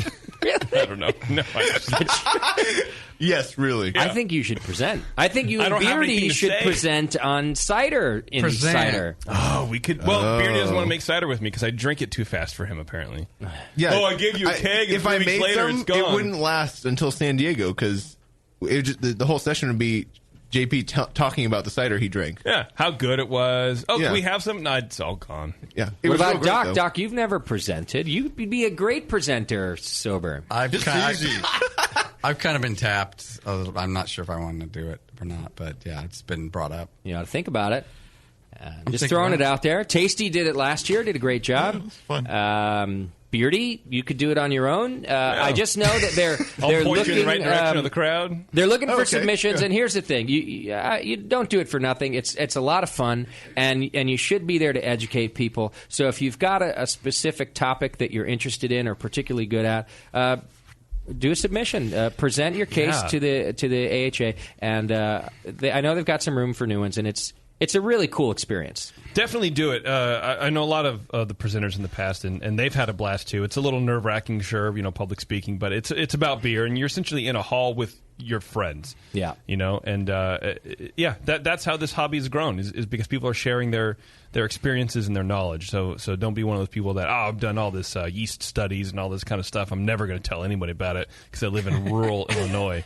Like, just come out and present, man. Share your stuff. Yeah. Let's learn some stuff. It doesn't have to be like you've reinvented the wheel either. There are so many different levels of homebrewers there that there's room for beginner talks and intermediate talks and advanced and a bit of all of it. So don't be shy. Yeah, if you think about it, if you're concerned that you're reinventing the wheel, so to speak, or you're just poaching off other people's stuff in the 90s or even the early 2000s probably hasn't proliferated across the new people who are coming into this hobby the last 5 years. So it's okay. You can put your spin, your own personal spin on mash temperatures or grist ratios to water or whatever. It doesn't matter. Absolutely. I think I have an idea for a cider talk I could give. Shit. Blindly finding my way in cider. I always start with the title myself. Yeah. And I think is that a good starting point? I think that's a great title. I think novels have been written just with sometimes starting with a great title. A lot of movies made that way. Yeah. All right. Go to ahaconference.org and you'll find a button right there for the call for presentations. And I think you should do it. I'm talking to you, Mr. Listener or Mrs. Listener. Oh. Yeah. Ms. Listener. Wait, women can give talks too? Or gender neutral. They listener. just opened it up a couple years ago. A lot like where they do the Green Jacket golf tournament. They felt like, well, if they're actually they didn't open it up, did they? So, or it's like the trial events in the Olympics. They don't really count, but they let them try it. This has been a very chauvinistic show tonight. I mean, particularly so. I don't know why. Yeah, has it? I haven't noticed. I didn't know. We're overcompensating for all that estrogen talk. Well, I haven't had a lot of beer since I've been gone, so I don't have a lot of estrogen in me like I normally do. Yeah, sure. It turns me into an asshole towards women, apparently. It does? I don't know. All right. Do your Amazon shopping through us. If you'd like to support the BN without spending any extra money, just click the Amazon link. It's on our homepage, kind of right in the middle. It's not a banner, but it's right in the center of our homepage. Just click the Amazon link and then do your shopping as normal. Some people bookmark it. They click it, bookmark it, and then you can go straight to it. And a lot of you do it, and it supports us in a really great way. Do we have an Amazon product of the week? Yeah, and speaking of bookmarks, it is a book, and I picked it because the title is, it's also only been 3 days here in November 3rd, so there wasn't a ton of stuff to sort through, but someone bought a book called Speaking Ill of the Dead, Jerks in Colorado History, which is... I love this book. It's 17 short biographies of notorious bad guys, perpetrators of mischief, visionary, of misunderstood thinkers, and other colorful anti-heroes from the history of the Centennial State. And what is also amusing is that customers who bought this also bought, and there's a book called Soiled Doves, Prostitution in the Early West. Oh, yeah. By Anne I have read that Seagraves. book. You have? Fascinating. I'll let you know how Yes. they both are when I finish. I'm serious. Soiled Doves is a great book. I just love this. So it's like Fallen Angels was too effed out, so they were like, soiled. Is it fiction doves. or it's nonfiction? No, it's factual. About It's nonfiction. Bevo likes a good prostitute story. Based on facts. I do. I like reading about her great grandmother. That's a real page turner. That's Soiled Dove. You guys suck. Ridiculous. No, it's actually a good book. I really like history. I don't know if you Of know whores. that about me. No, we Hey, don't. in the wrong time. And, I do. That seems too smart for you. Everyone on the That's Mayflower really needed rude. something to do. Just pointing out. No, I really do. Okay. Well, it was a $7.12 purchase, the Speaking Ill of the Dead, and we made 46 cents. Nice. Thank you. What if the story of Alfred Packer's in there? JP, I'm giving you a 46-cent raise for this show only. Oh, I'm going to make a note of that because if I call you on Put it it in in 2 your weeks, invoice. you're going to be like, oh, I never said that. It's be great. Spider Rango will timestamp it. All right. And like I said, subscribe and join the BN Army to support us. A lot of you do it. It's a great way to enter the More Beer monthly donation giveaway. Of course, More Beer is the sponsor of this show and every session that we do. And if you're a recurring monthly donor, then you're entered into a raffle to win a $100 gift certificate. We do it every month. We email you. You spend $100 at More Beer. Everybody's happy. All right. There you go. Get all these updates and more over on Twitter and Facebook. Send your show ideas to Scott the Jew. That's Scott at thebrewingnetwork.com. And send your feedback to feedback@thebrewingnetwork.com. Send everything else over to JP. Why not? Why not? And that's that. I have to pass water. We have to do feedback. Shit. Yeah. It's time for feedback. Yay. If I can find it. No music. Boo. No music feedback. We had a lot of feedback, as you can imagine. Did you do feedback while I was gone, JP? As a I segment? did, yes. Nice. Yeah. How did that go? I don't know. I don't really remember. Doc, were you on the show? Did you yell at him for not doing? Did you do feedback on time? No. I didn't? No, you did it, but you didn't do it on time. What does that even mean? There was You were 8 minutes late. Did I do it at like 12:30 in the no, morning? it's like he does. So we're going to do it at the end, or we're going to do it here, and then He did we it at don't the get end, to it. Wasn't there a lot of feedback complaining about the app or iTunes or Yeah. something? Yeah. So we Oh, just- the app is back. The app is solid. Okay. Yeah, I don't know what people are complaining about now. The old app should be gone. The new app is there. Although by the time the company finally got it there, a week later the new iPhone came out. So I don't know now if there's going to be another app. But the app's been in Android for a while now. Yeah. And the iPhone one got there, well, like I said, a week before the new iPhone came out. So All right. Good everyone timing. should be... research BN Mobile in iTunes if you haven't recently, and it's there. And working. I checked it myself, I think. From Fiji? No, I was there before. So, all right. I got on the Hollow Log Network. Feedback's brought to you today by our good friend John over at Beer Law Center. You can go to beerlawcenter.com, and he protects our trademark. He can protect yours, too. And you do need help, trust me. John's a good guy. He understands the beer industry, and he can give you a hand. Just give him a call, beerlawcenter.com. And if you don't do that, at least use Google, you idiots. All right. Bob writes in, me lazy. You include links for breweries in show notes, please. I want from my iPhone go-to website directly. iTunes supports this? ? I thank you. Bob from Germany. P.S. Not German. American. So you want me to put the? Yeah, I can do that. Put just in the show description, basically. I guess he means in the show description. Yeah, sure. But iTunes doesn't support it, so you're only going to find it then on our webpage. You can't put links in the description of iTunes. I could put wickedweed.com, and it wouldn't show up as a link, but he would see the website. Yeah, copy and paste. That's true, but then that's just stupid because if you put Wicked Weed, everyone can Google Wicked Weed the same as because he's saying he wants to do it from his iPhone. I'm not saying you're stupid. I'm saying he'd be stupid to want that because you either have a link or just go Google it yourself. Right. And unfortunately, no, you can't put iTunes just won't do it. I see. Well, now there is a different file format that we could upload our show as, which would allow us to do all sorts of show notes. But then it essentially alienates everybody who doesn't use iTunes or this particular format through another reader. So I've never done it before. Okay. Well, Bob from Germany, we are lazy too. Yeah. So you're going to have to Google it, baby. Correct. He does say that he always gives a dirty look to those German brewers that stole our logo, though. Oh, good. So that's cool. Yeah, I'm sure that's doing a lot. Yeah. As he's drinking their beer? They just think he's as he's drinking, shitty American. How about boycott them, you shithead?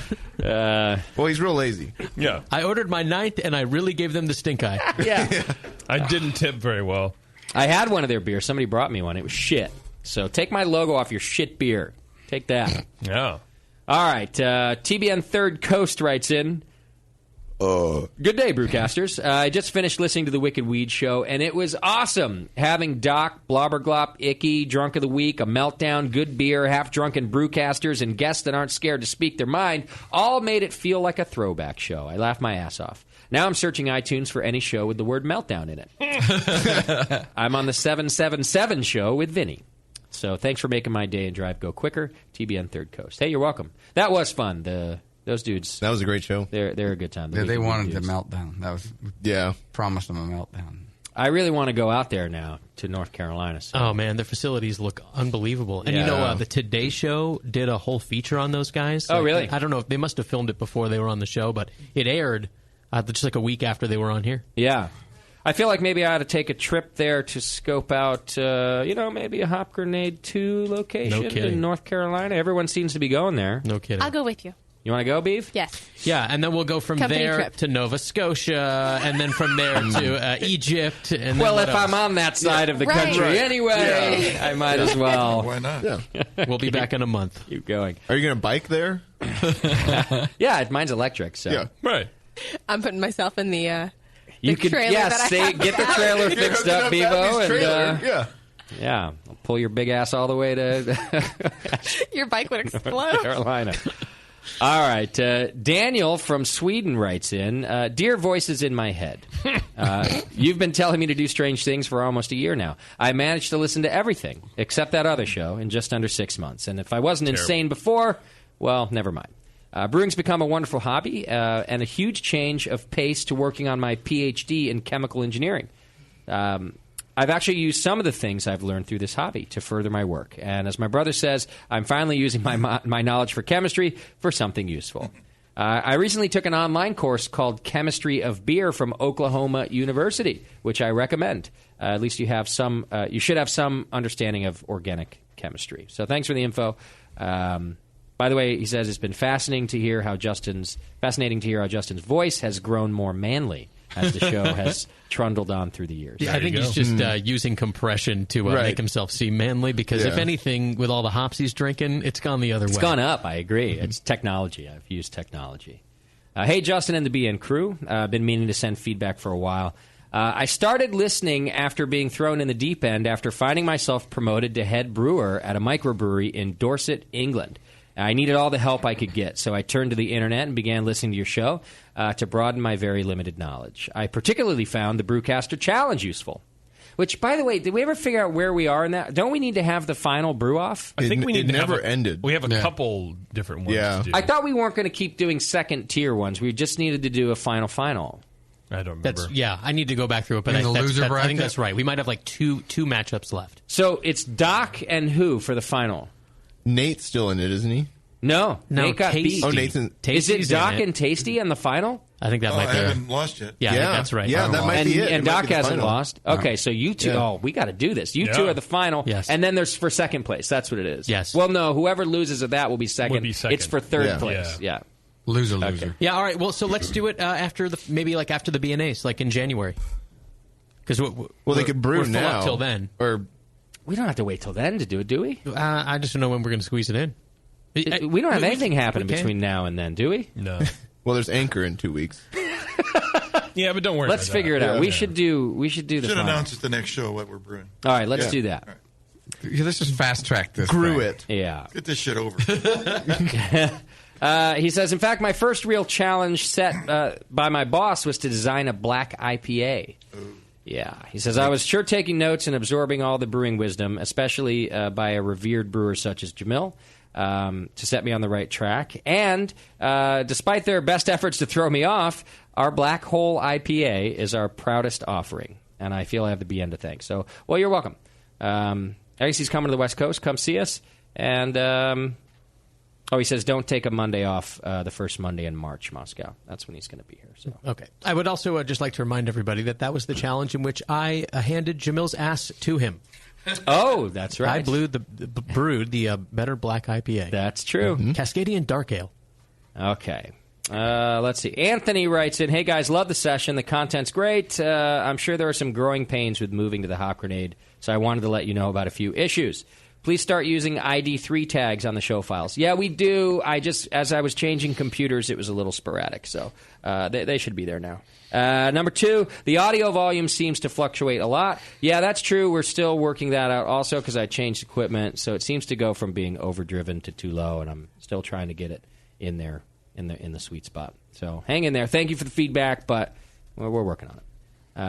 He then says, so now that the BN has a legit money-making enterprise in the Hop Grenade, how much longer are you going to mooch off the listeners for donations? Amazon links and, of course, Adam and Eve coupon codes. He says, I got to bust your balls a little. Yeah, I was waiting to hear this one. I don't know. If you want a bunch of free information, you could stop donating, I guess. You know, it's up to you. Buy more dildos. If you feel good about that, then you go right ahead. Yeah. I'm going to go download this off some sort of Usenet board after I get out of here. Yeah. This is clearly a man who's never run a small business. I've got 3 different torrents set up. Because he called the Hop Grenade a money-making enterprise. Money-making enterprise. The government's making money, not us. Believe me. It just goes with the rest of us. Yeah. Around here. Yeah. All right, Sooner Brew writes in, hey, I'm a semi-new listener working my way through the archives. I'm sorry I couldn't support you early on, but I'm now almost a proud member of the PNR. I love it. He's giving us a warning that he's almost. Yeah. No, thanks, man. Any little bit helps, and if you can't, that's all right, too. Thanks for making my drives entertaining. Doc is the bomb. You still bring it weak. I think he must be talking to me. And, Probably. And check it, suck it, JP from Sooner Brew. There you go. Dave from New York says, just sending in some feedback to say that JP's session while half the crew was down under was damn good. It wasn't perfect radio, but it was like the early days. Left-handed compliments all around. Yeah, but it was like the early days. Sully and JP are a good team. The interview was informative and sophomoric at the same time. The flow of the show was great. I wouldn't want shows like this every week, but now and again, JP should roll with it. Remind me what he said, the first sentence. JP's session with half the crew down under was damn good. So he doesn't want a damn good show all the time. No. But he Perfect. doesn't. But we can deal with that. But he does want it semi-often. So what about once a month, JP? You want to start? I can start taking 2 weeks off. I don't think month. so. The problem Are you is sure? Not that often. The problem is getting Sully here that often. Once every 3 years, I'm all right with that. Oh, damn it. Yeah, or 2 years, rather. Maybe What about once once a year? every 2 months? Well, but you've got Taryn 2 now. Yeah. She can help you do the Taryn 2, show. Electric Boogaloo. Yeah. Taryn 2 can help you promote the show. Yeah. Oh, that'd be great. All right. Thanks for writing in, Dave. Hey, Taryn 2, remind me to promote the show. I don't know. JP, fuck off. Anderham. Put the seat down. Or Dr. Ham. Who knows? Or Durham. You got me, bro. Anderham writes in, I've been homebrewing for going on for 4 years. I'm a member of several popular homebrewing forums. I follow a bunch of homebrewing blogs and subscribe to a bunch of homebrewing craft beer magazines, and yet I've never heard of the BN until I stumbled onto the podcast in iTunes, alongside many other lousy, canceled homebrew podcasts. He found it when he stumbled. There are a lot of lousy, canceled homebrew podcasts. That's true. I'm a big fan and have already learned a ton from the BN in a few months of listening. So more people need to know about the BN. I know you guys like short emails, so I'll leave you with that. Sent from my iPhone. We don't really pay for promotion because we're still on a low budget. But we're in the homebrew magazines. We're in BYO. We're in Zymergy from time to time. We're in BYO every single one. By the way, you should subscribe for BYO by clicking the BYO link on our homepage. Yes. We just don't pay for promotion, so sometimes it takes people a while to find us. Here we go. Enjoying the show and having JC away is a breath of fresh air. So this must be during your show. Love Terran 2. Right. Yeah. JP in Moscow holding down the fort with an assist from Sully. JP's compression on his voice sounds way different than usual. Possibly from using the main mic or because... of his trip back from Disney, his voice seems more chippy. Yeah. Maybe it's just the absence of JC, Maybe. he says. All right, Bruce Strong from Rye. Here we go. Just a heads up. Trying to buy some shit on Amazon tonight, but I can't find the link on your website. I've hit refresh 50 times, hoping it'll show up in the ever-changing banner ads. It's not a rotating banner. It's a static link right on the homepage, right in the middle. I mean, it's down below. It's down below. You might have to scroll down. Yeah. Okay, scroll down a second, and then you'll find it. I wonder if he really did it 50 times or if he did like 4 and gave up.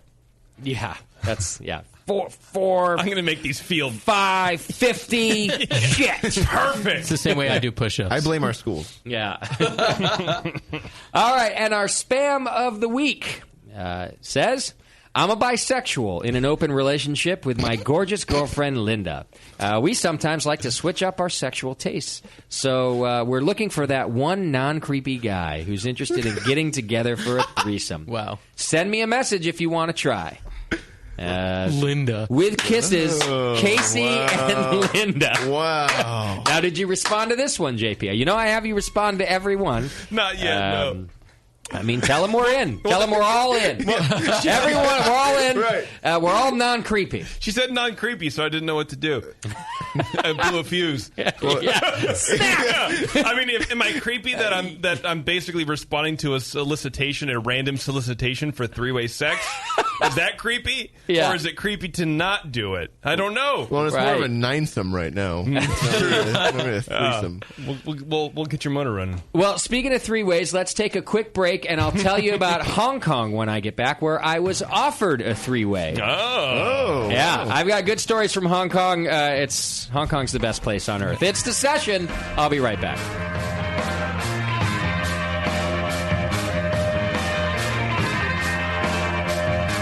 You're listening to the Brewcasters on the Brewing Network.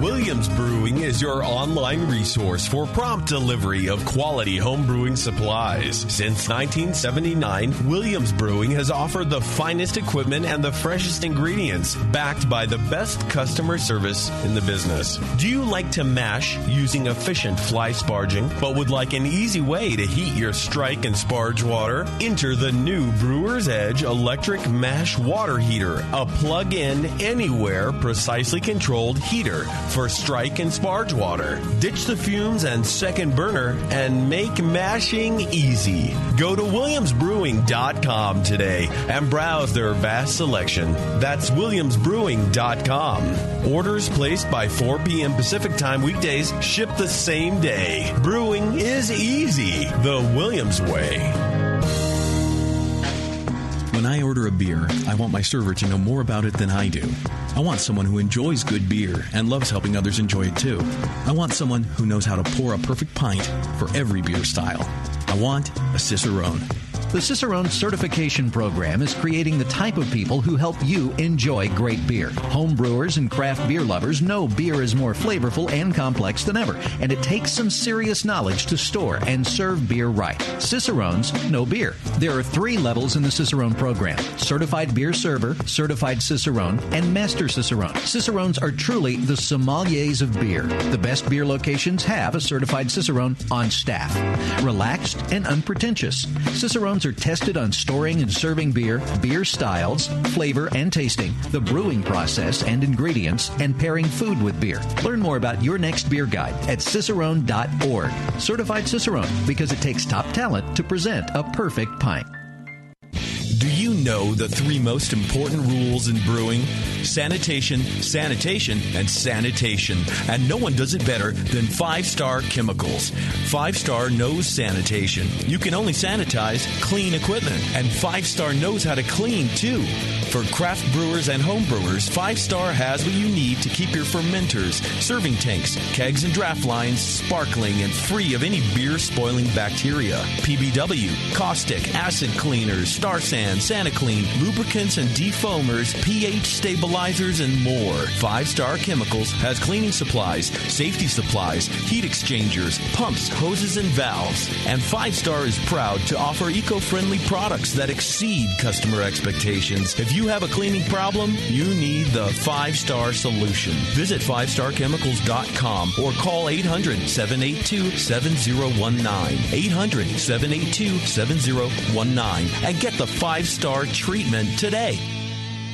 Adventures in Homebrewing has the knowledge and expertise to craft their own gear and original recipes. Some of the things homebrewing.org creates and manufactures in-house are the Brutus brew stands and propane burners, the Serial Killer adjustable 2-roller grain mill with 7-pound hopper, custom stainless steel false bottoms designed to fit kegels, coolers, and mini-sized brew pots. And the BN Army receives 10% off their homebrewing.org orders when they use coupon code AIH10 at checkout. The brewers at Adventures in Homebrewing have designed a huge selection of original recipes for extract and all-grain brewing. Adventures in Homebrewing original recipes are tried and tested, proven to be of the best quality. And right now, Adventures in Homebrewing is shipping 24 of their best recipes for free. Visit homebrewing.org for the most current selection. Once you try one of Adventures in Homebrewing recipes, you'll keep coming back for more. And now, it's even easier with free shipping on these kits. And don't forget to use the current coupon code AIH10. Adventures in Homebrewing at homebrewing.org.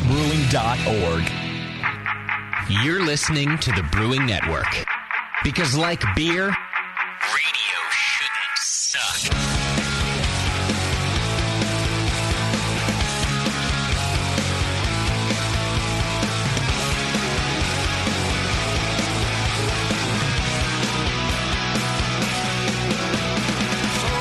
All right, welcome back, and thank you for hanging with us. We got a few more things to do. Yeah. The first thing I want to do is let you know about the Siebel Institute. Now, I've talked to you about this before, but if you want a good brewing education, go check out a wonderful sponsor of ours, the Siebel Institute. It's America's oldest brewing school, more courses than any other, and courses include the Advanced Homebrewing course, so you don't just have to do it to be a pro, craft distilling, and beer styles courses for those just looking to ace beer knowledge exams like the BJCP, a good way to do it. Professional level brewing courses are available both on campus and web-based, so if you got a family or another job, you can still take courses on the web, and the faculty includes some of the best known, most respected instructors in international brewing. You've heard people mention them on our show, some of our wonderful guests that are now professional brewers, and they've been a great supporter of the BN, so go check them out over at the Siebel Institute, and make sure you support them, and put them on your list of schools to look at. In fact, put them at the top of your list if you're looking to go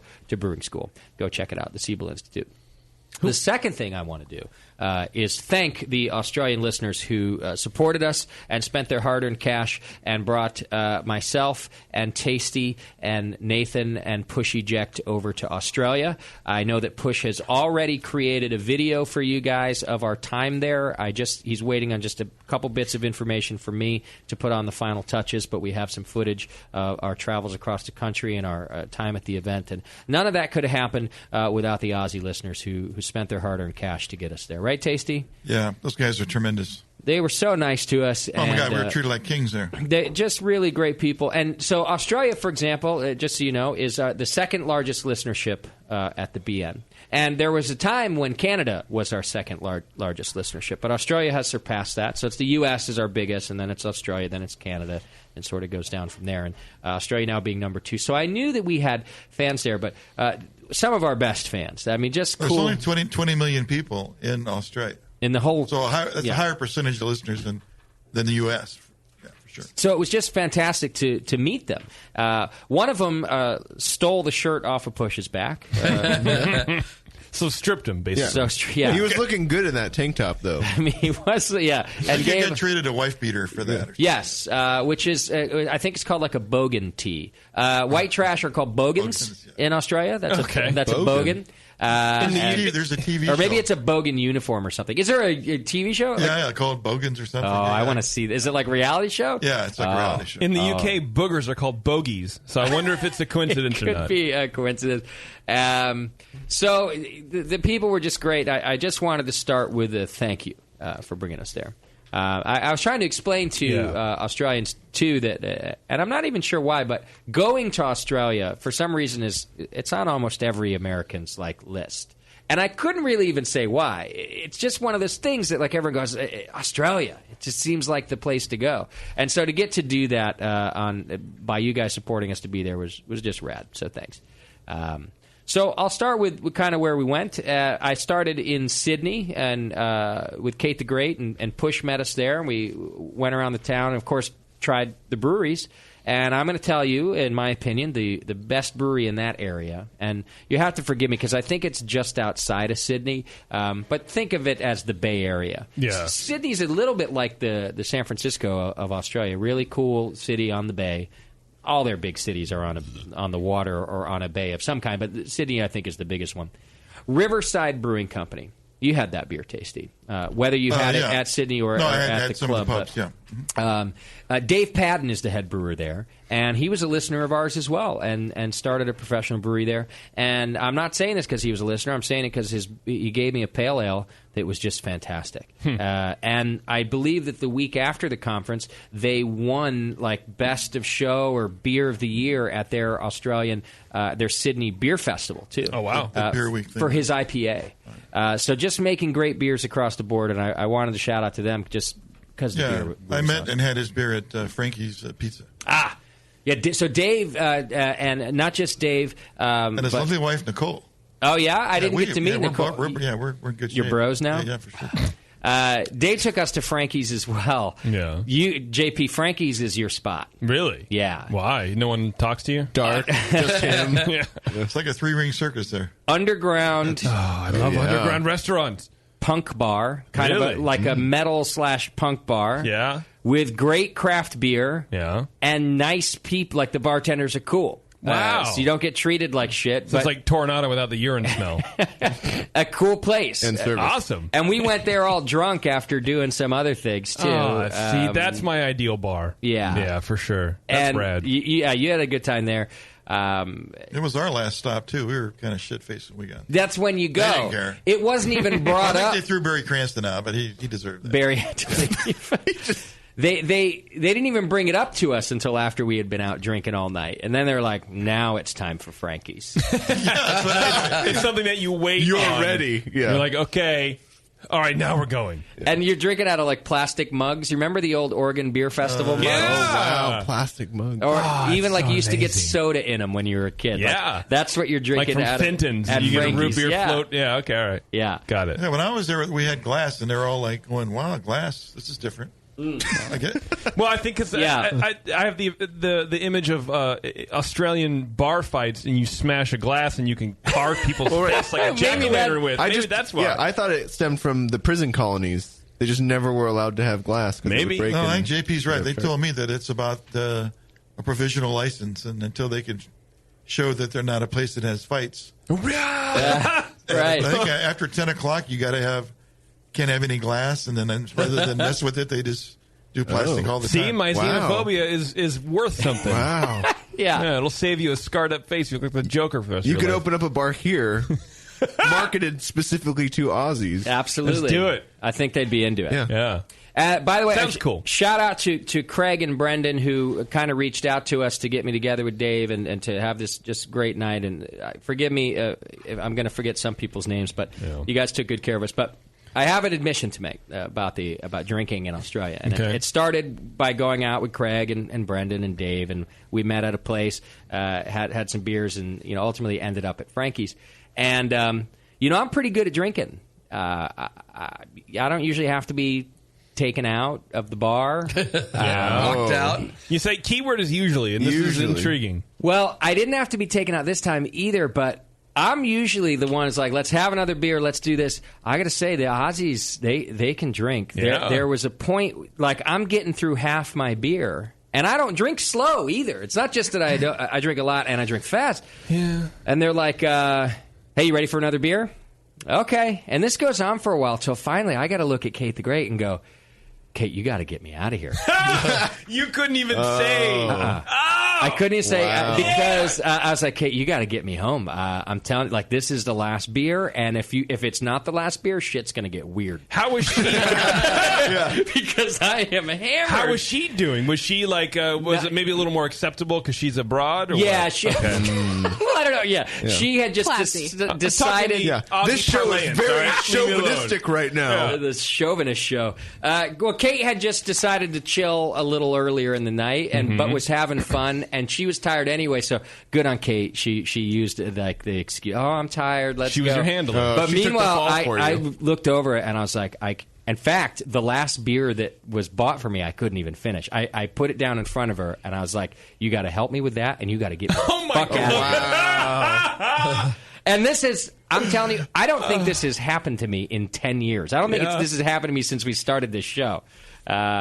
These people, they can drink. I'm trying to think back on all the nights we've gone out, and I don't.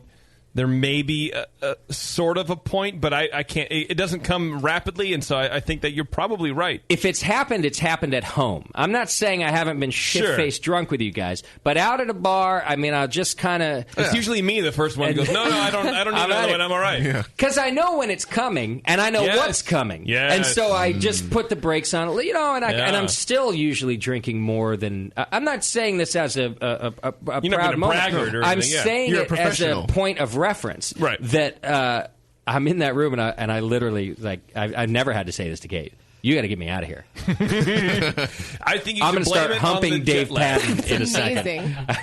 How long were you in Sydney or in country rather before this happened? That was only our second. Well, actually, we got there on a night and went right to bed because we got there got to the hotel at 11. Yeah, it was the following night. It's jet lag, dude. Just blame it on jet lag. Well, you're also, good. You're also upside down at that point. Oh well, that's true. I was upside down. All of the blood was rushing to your head. Yeah. So, by the way, the water does go down the drain the other way. So weird. Wait, science is legitimate? Science is legitimate. Shit. And I tested it. They fooled our whole country. Well, all of the science might still not be, but most of it is. Yeah. All right. So, now, Tasty, did you go around to other beer spots in Sydney? Yeah, I did in some way what you did before the conference, I did afterwards. Okay. With Brendan and Craig. So, did you go to, Lord Nelson? Yeah, Lord Nelson and Frankie's were our last two stops on our big night. Okay. Lord Nelson. Then Manly during the day, that same day. So we had Manly Beach. Manly Beach, yeah. Four or five spots there, and then we hit two in Sydney. Okay. So I wanted to mention Lord Nelson, too, and I didn't get to meet Yeah. the brewer there or anything, so this is literally just a opinion on the beer. I loved it. Some good pale ale, good English-style beer there. Oh, yeah. It wasn't cask or anything, but the recipes were just more, I felt, English-driven. Mm-hmm. I tasted, anyway, 6 out of 8 of their beers, and I thought they were all great. And apparently you can stay, it's in an old hotel. Okay. But a lot of bars Probably there, a brothel. a lot of taverns there are called hotels. The sign will say hotel. Yeah. Because apparently there used to be a law that if you were going to serve alcohol, you also had to provide accommodation. Oh, wow. Which I think is genius. That's a pretty good idea. I mean, if one day we could put a hotel above the Grenade, I would love this. Even just one, just a little flat. That's Yeah, all. yeah. Although you're going to have to pay a lot for the maid service to clean up those rooms afterwards. Bev will do it. Yeah. Oh, okay, yeah. Now, I'm not certain about the history of Lord Thanks. Nelson per se, but I do know that you can stay upstairs. Okay. I think Vinny it's and Natalie stayed there. Oh, they did. Cool. And it's just a cool environment. You're in a super old building that they haven't changed the decor all that much. But the beer doesn't taste like shitty and old, right? Just the Right. place looks cool. That's cool. So I loved that beer and that spot. Were they using a lot of Australian and New Zealand hop varieties, or was it still like for the English beers they had English hops? You know, Tasty, maybe you can help with this too, but I found that the Australians, one, are not very big on New Zealand hops because they didn't find them all that fantastic. And two, I guess they're sort of hard to get anyway because us dummies are buying them all over here. But when I asked about that, is that a problem?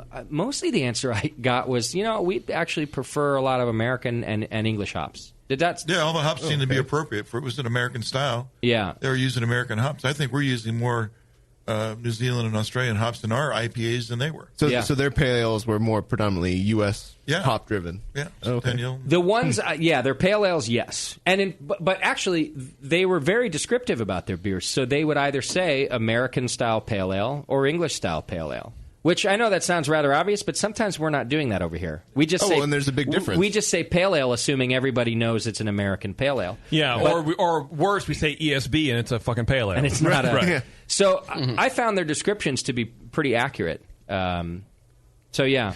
You know what? You realize this is kind of like Journey to the Center of the Earth, where like you're coming back and you're describing an entire new species of like mole men, right? You're like, and they actually can categorize their things pretty well. Their grasp of organizational skills is phenomenal. They have like opposing thumb, It's really They can actually form complete sentences. I mean, I only had to shit outside like one time. Yeah. They had indoor plumbing everywhere. It was so that place was good. What's the place? The Rocks Brewery. Oh yeah, where they make rocks. Yeah, I didn't get over there. Well, there's an area right down by kind of by the Opera House and right on the pier that they call the Rocks. Yeah, because they had to build it on a bunch of rocks. And again, organization. Yeah. And by they, I mean literally criminals built it. Like were tasked super old to build it on this area. So all of them. But this is not a super old brewery. It's just built in the region called the Rocks Brewery. And I thought they made some really great beer too. The region is called the Rocks Brewery. This little part of Sydney. It's called the Rocks. So like we And there's a have the brewery in it. Tenderloin. Right. Okay. This got is it. the Rocks. Okay. Got it. That kind of a region. There were a couple other breweries there too. We went to the oldest pub in Sydney on 3 different occasions. So in other words, old is 3 that? different places claimed to, or maybe one was like the oldest in Australia, one is the oldest in Sydney, and one, Continuously running license. And yeah, so Family owned, longest. you know how in Las Vegas when you drive down the strip it says like best comedy show from 6 to 7 on Wednesday, and it was voted by some magazine. Yeah, it felt like that with their oldest pub, like oldest pub in Sydney, if you can remember back that far. Like they all had some qualification. Very specific. Yeah. Oh yeah, oldest active license, meaning that it got renewed in 2012. That might have been Lord Nelson's actually. Okay, that's the oldest. That was her claim, I think. I found that a bit odd. How about bad breweries? Were there many? No, I had very little bad beer there. I agree with you. So I think I had more misses here than I did there as a percentage. See, that's a good. I'm glad you brought that up because I was talking to Push a little bit about his trip, and he said, based on ratio wise, the homebrew, he had better homebrew ratio wise in Australia than in America. But you're talking 300 people go to the conference or whatever. There's not a lot, but what was there was, But ratio-wise- better quality. So is that the same with a craft beer? Because I can't imagine there's tons of craft breweries in Australia compared to how many there are in the U.S. And as Tasty mentioned, there's a higher BN listener per capita in Australia. And their beer's good. Than the U.S. And their beer's better. So, yes, on both occasions. The homebrew reminded me of about our 6th or 7th year when we were going to conferences and saying, wow, this beer has really gotten so much better. And remember, Doc, we were kind of coming home really raving about the homebrew. There was a shift. There was that leap for sure. And then in the last couple years, it's, again, it's a numbers game, more brewers and more new brewers. More new brewers, exactly right, yeah. So I feel like their homebrew, they're doing pretty damn good. It was a little better as a ratio. But definitely, there was only, like 300 at the conference, maybe even and their club night, they probably, I don't know, had 150 beers or something. Their club night fit in the size of basically the hop grenade. If you take out all this stuff, the bathroom, just the whole, whatever our full square footage is, that was the size of their homebrew hall. Whereas, if you've never been to the U.S. homebrew conference, it's a conference hall. It's enormous. It's an exhibition hall. So that made it really cool because you got to walk around and meet everybody. Then they had the big buffet. They fed everybody. Right off the bat. Wow, what? Not small plates. At club night. Wow. At club night. Yeah, you could eat your ass off. They also fed you lunch every day as an attendee. They'd take a break in the seminars. You walk out into the courtyard and you get lunch. Hey, Bradley Latham, take notes. It's 10 and 3. You get tea. Tea at 10 and 3. They have high tea? Wow, tea even? Yeah, tea at 10 and 3. Oh, I always went for beer. I didn't realize I had coffee at 3 o'clock. Get a nice cuppa. I was sleeping in seminars. That sounds like a great break. I attended every seminar, by the way. They were very hospitable. In terms of making sure that we were... They didn't kill you or anything? Everyone was... They killed spiders that were in front of me. They were really great. Because I was like... They chased all the kangaroos out of the room. Yeah, they're like, oh, don't worry. We'll climb on the ladder and stab it in its head. It's fine. Any other pro breweries? Farrell Brewing Company. Now, they're not in Sydney. They're over in, kind of near Perth. But I don't remember the exact town that they're in. Farrell Brewing Company is making some really good beer and some good sour beer. Did you have some of theirs, Tasty? Yes. Okay. Yeah. So I liked theirs a lot, especially their sour. And when I met them at the conference, but then we actually traveled over to Perth, which is on the west coast of the country, and went to their brewery, which is, it's weird. It's like a little farm. In fact, you kind of feel like you're going to get murdered when you go there. But you order their sour beer and you get it by the pint. Oh wow! Like the Belgians do it, and in a good, it's not a high alcohol. It's it's a 5% sour beer, and you have it by the pint, and it's drinkable by the pint. Oh yeah, absolutely. That's so nice. Kind of like a cross between a Berliner, like a mild Berliner Weiss, and a Russian River Temptation. Okay, so that kind of sourness where it's like refreshing and it's tart but not sour kind of thing, right? Okay, sounds great. Right. Yeah, Farrell was really good. Did you try in the beer some batch brewing? No, it's a fairly new brewery in Sydney. I met Chris Sidwa at a bar on the first night I was in town. I was by myself, and I just go to this bar that's well known, I guess, and I'm across the street, smoking something. And I see this guy on the other side of the street in front of the bar comes walking over towards me. I go, well, this guy probably knows me, and it's Chris, right? And he takes a swing. And he goes like, you're tasting McDull, right? Like, yeah. Excellent. What a weird feeling to be in first few minutes in town. Yeah. And somebody recognizes me. In another country. Halfway across the world. Yeah. Well, he's from New Jersey, so he's not quite, he's an expatriate, I guess. Oh, there we go. Yeah. Anyway, just in April, I think he opened up a brewery in Sydney and called Batch Brewing. And anyway, we go inside and Wayne Wobbles from Cigar City's in there. You're kidding? Wow. No kidding. Yeah, he's in town for Sydney Beer Week. Ah, that's like right. The guest of them to represent. Good guest. So anyway, I got to hang with him. And then on Tuesday, that was Sunday, a bunch of us all went over to Batch Brewing and got a little tour of their brewery there and got to try Chris's beers. You did They're it all right. great. You did it right in the sense of going to Sydney after because it was Sydney Beer Week. Yeah. I didn't realize that, so we went to Sydney before and then went to Canberra. And as we were leaving for Canberra, where the conference was, it's the start of Sydney Beer Week, and I thought, God, I'm a dummy. I didn't even look into it. And a lot of events too. It's a big week. I brought us home the booklet for it because it's very organized in terms of how to do a beer week. In other words, like.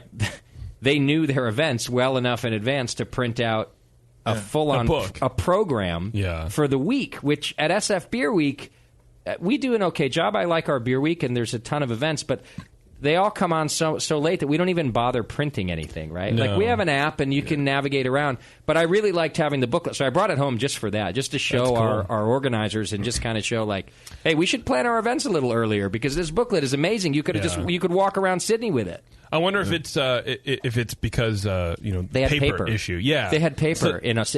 These people knew what paper was. Right. Where are the trees in Australia? It's a desert. You know what? I wonder if we are like aliens, where we come down with higher technology. We've evolved beyond paper.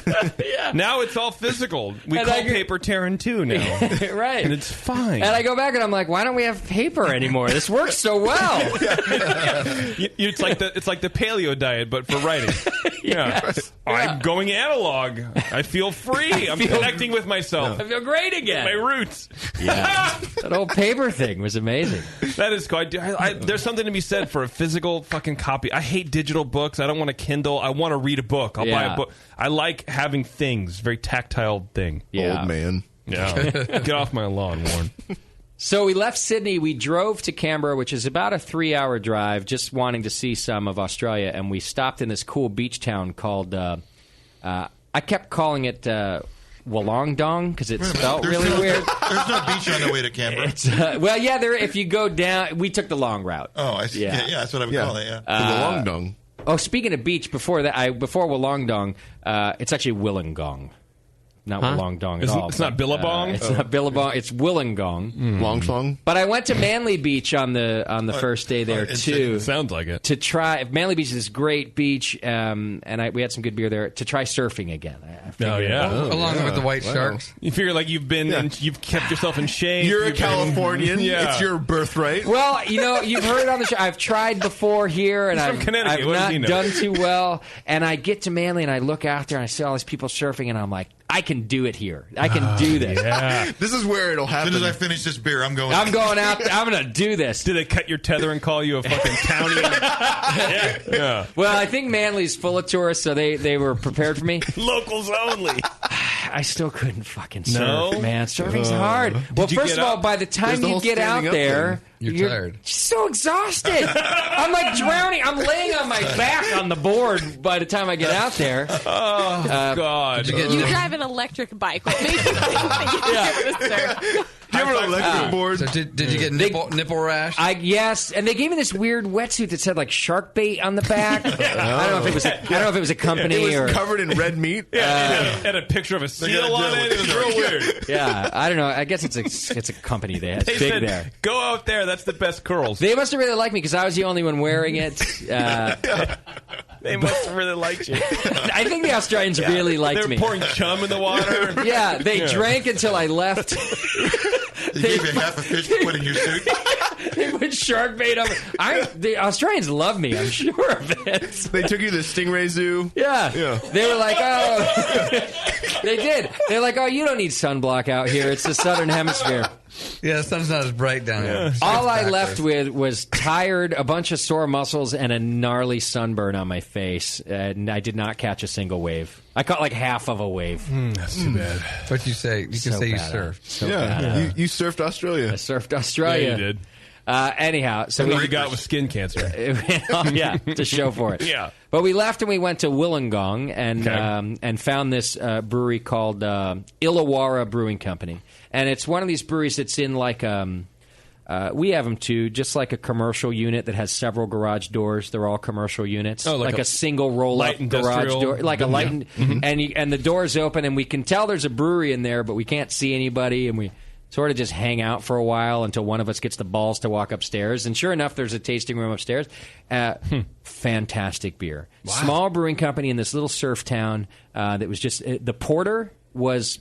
I think it's the best porter I've had in years. Wow, really? Yeah. That's amazing to me. A really great porter, and I didn't get much of their background or why they're making such great beer, but it was very good. They ran the gamut. They gave us a double IPA. They gave us a kind of a Flanders style beer. Everything. Really? They were all really solid. nice, but they were all solid. But the porter was something else. See, in the States, I would see a brewery like that. There's plenty of them starting in the Bay Area. I don't know why. There's tons of little breweries popping up, and I would just go, okay, I'm going to lower my expectations of this a little bit.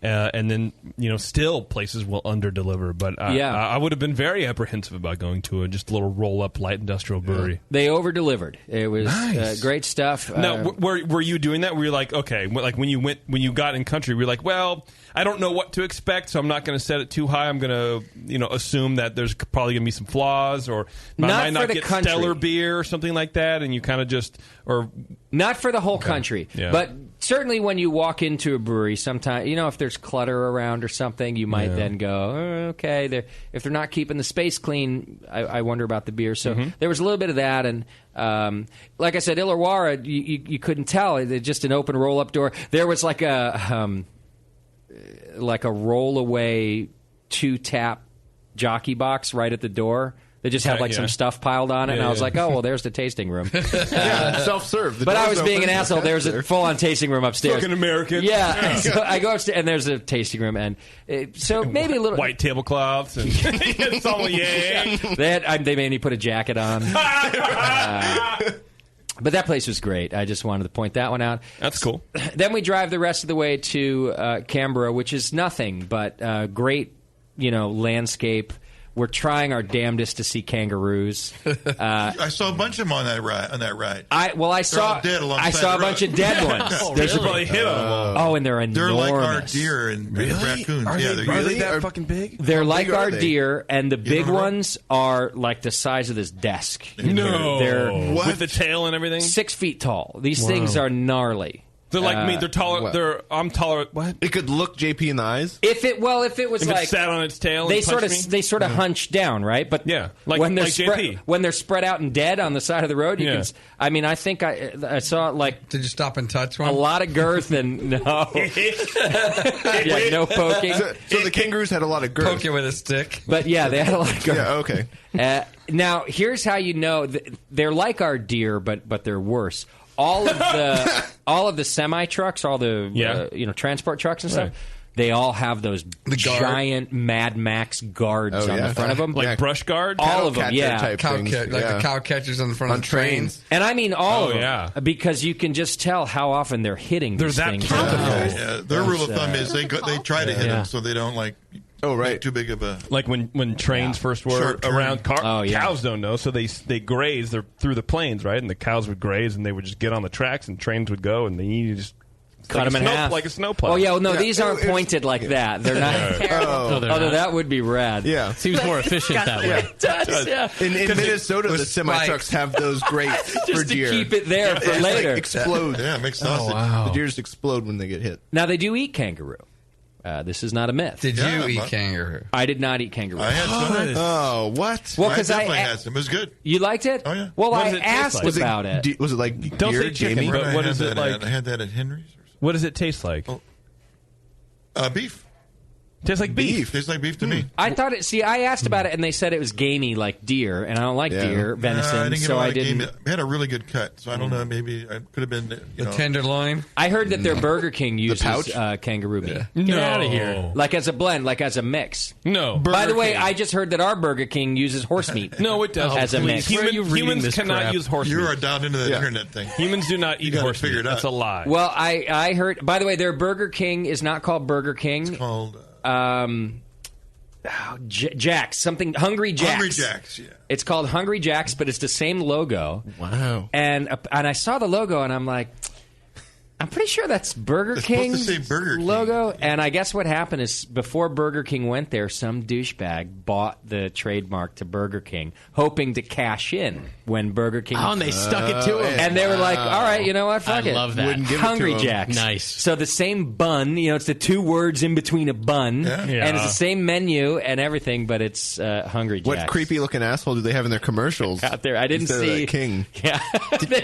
They have a Jack. Did that some Hungry Jack? Did that same guy try to do it with Jack in the Box? Right, Like, exactly. We're calling it King. Right. King in the Box. Where's Jack in the back? King in the, Jack no in the Jack in the Box. I didn't see So that. what do there. they call a quarter pounder? I don't know. I don't eat fast food, so I didn't not go a La in there. Royale? It's not. Did you go into Hungry Jack's, Tasty and See? No, I avoided those places. Yeah, I didn't see I either. ate like pizza that doesn't have any white cheese on it. What they're using for cheese. They don't know about mozzarella, I guess. What It's all form yellow. was the kangaroo in? Was it steak? It's a steak, yeah. Oh, it was wow. like a nice, really nice cut slice. Did you have a meat pie? I did it. Pie face? No, at the place, the oldest. At at the hotel, Louis. We just said it. Whatever. Yeah, there I had the beef pie. Okay. Lord Nelson. Lord I Nelson. think, Thank you, Lord Beardy. Nelson. Yeah, we all Someone's had- listening. Yeah, thank you. Meat I know pies. Listen, Hop Grenade, I think needs to have. Meat I love pies. meat pies.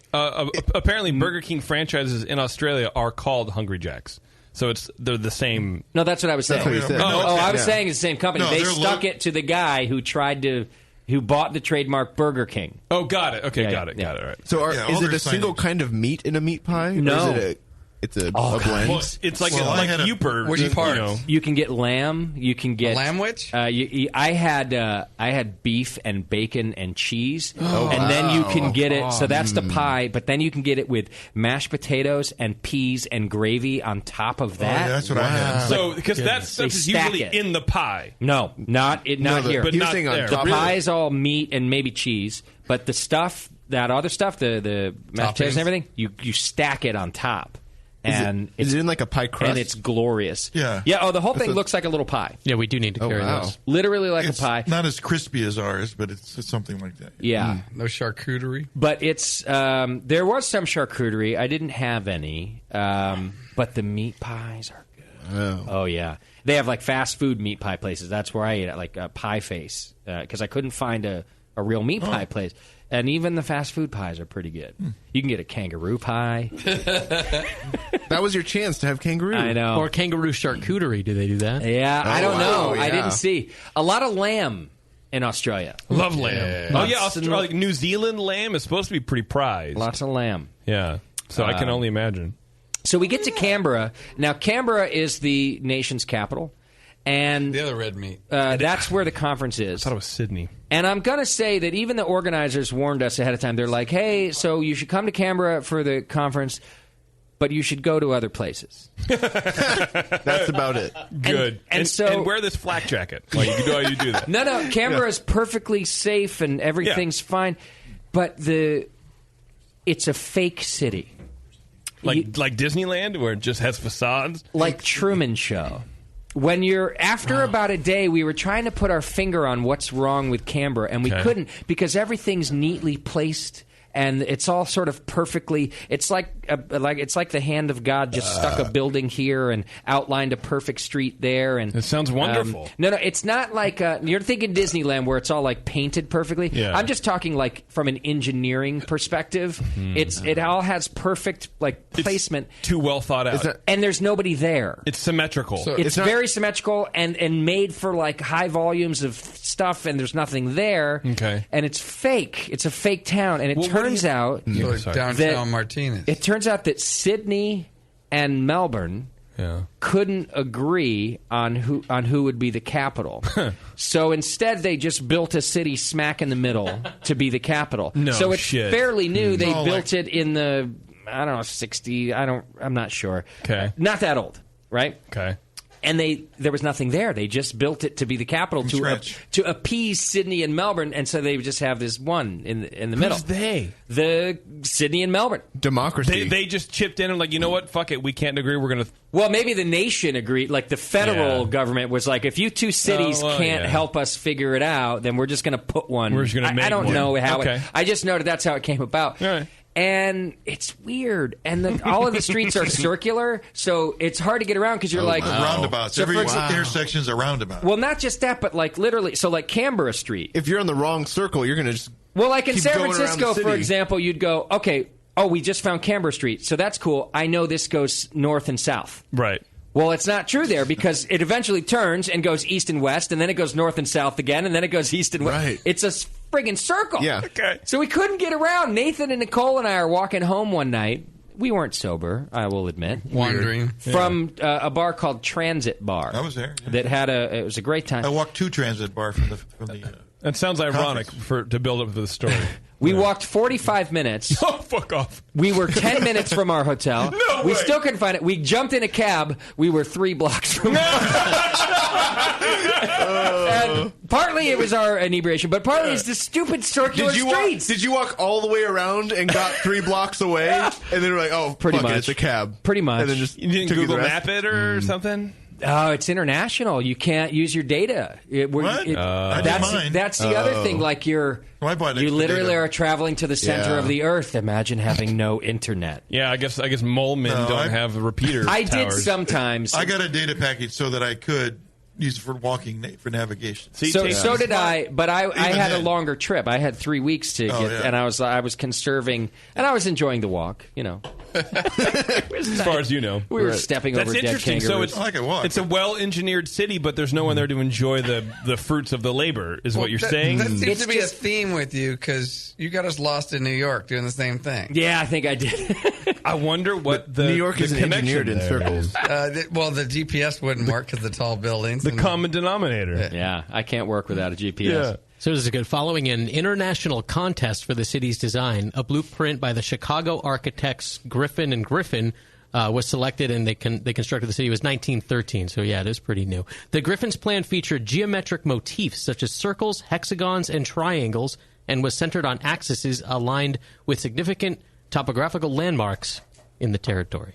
And Someone in Chicago was just like, let's fuck with the Australians. kind of. So even we walked around Parliament and stuff, and it's impressive, the architecture and the way they've done it. But it just feels weird. I can't really put my finger on it. And when I said it, I was trying to explain it to the Aussies, and I finally said, it feels like a fake city. They finally went, yeah, that's that. Now I think you got it. Anyhow, it was still great to be there, and the people were good. We went to Bent Spoke They Brewing had a reception, Company. our meet and greet. Our meet and greet party, which was part of how was that? I think it was the best party of the week. Really? Personally. One thing I was worried about was that we couldn't mule enough beer over. Yeah. But either the Aussies don't, when it's special beer, either they don't like chug and grasp and make sure I get They're very mine polite. like we do. They're polite. Thank you. Like they're in Or another we world. actually brought enough beer because, we brought a table full of 22-ounce bottles, and it lasted Wow. till the end, and we were all hammered at the end, and we were all having a great time. Yeah. Or theirs is so much better, they were disappointed Yeah. in the U.S. beer that we brought. Yeah, they're like, I don't need any This more. is It's fine. okay. Yeah, Yeah. Give me 2 ounces. This I'm is good. what Russian River is all about? Well, so one thing was I did bring some beers that I know they can get. Like I brought some hoppy Ballast Point beers and a Heretic and a few things like that. But I did it on purpose. I thought, I know you guys get this beer, but I saw it on the shelf. Yeah, it's I like know how $30 old it is. Right, yeah, they Well, paid not just that, but it's $27 old. for a bottle of Evil Twin. It sat in a container across the ocean, Yeah. and then I don't know how it was stored, and then it went to the shop. So my hope was that it would taste different, and I think that was true. That's I a think good what point. happened, people came up at first, and they're like, oh, we get Ballast, and I had to explain, I know, but I want you to try it, and just, you tell me. Yeah. And I think that unanimously, people were like, oh, well, That's how it's supposed to taste. That's what it tastes like. Even if it is refrigerated, if it's 9 months old, Yeah. there's still no chance that Right. it's going to taste the same Yeah. as something that was flown over. Yeah, we found some Heretic that was $30 a 22-ounce bottle, and I didn't see the born on date specifically, but it wasn't too young, and that's not Heretic's fault. It's, Oh, no. Aussies want the beer, and they're willing to pay the price for it. Yeah. I think I'm kind of the same. I'm willing to try beer from other places, and I just take it with a grain of salt. I try to get the essence of what maybe the beer was, Yeah. and then hope to try it fresh one day. Well, especially if you've been drinking beer for any length of time and you've experimented a bit, you know how beer tastes when it is travel weary, when it's road weary, and so you have that kind of set parameters in your palate, and you go, okay, I'm expecting these 4 things or whatever. Yeah. Little oxidation, maybe a little light struck. I don't know what happens. And then everything else is kind of like that's the essence of the brewery. So you do kind of like take off 20% of the quality of the beer because you know that it comes from another place, and how beer travels is terrible these days. So I agree, and I think it's the only way you can taste beer from another part of the world is to sort of do that. Yeah. I of course I feel bad for maybe one thing about it is that if you're sort of a casual beer drinker, you're not even going to taste it because it's $30 a bottle. So maybe American brewers should feel a little more comfortable that at least the people who are going to buy it and taste it have this knowledge. You know, that they know to shave off 20% or whatever.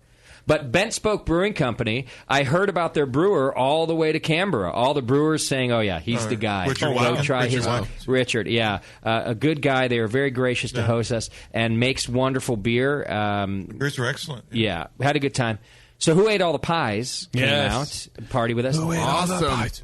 Got hammered with me and everybody else at the party. And who ate all the pies? At one point at night, at the party, Pies is kind of yelling at me. You know, he's drunk and he's in my face. He's right here, and the Aussies were looking out for me. Like they kept trying to, see if I needed help or to get, sit him down. What they didn't realize was I was totally poking the bear. Like, I kept telling him that he was an Aborigine, and he kept trying to tell me that he's part Navajo, and the more he told me, the more I just argued with him about it. So he's yelling in my face.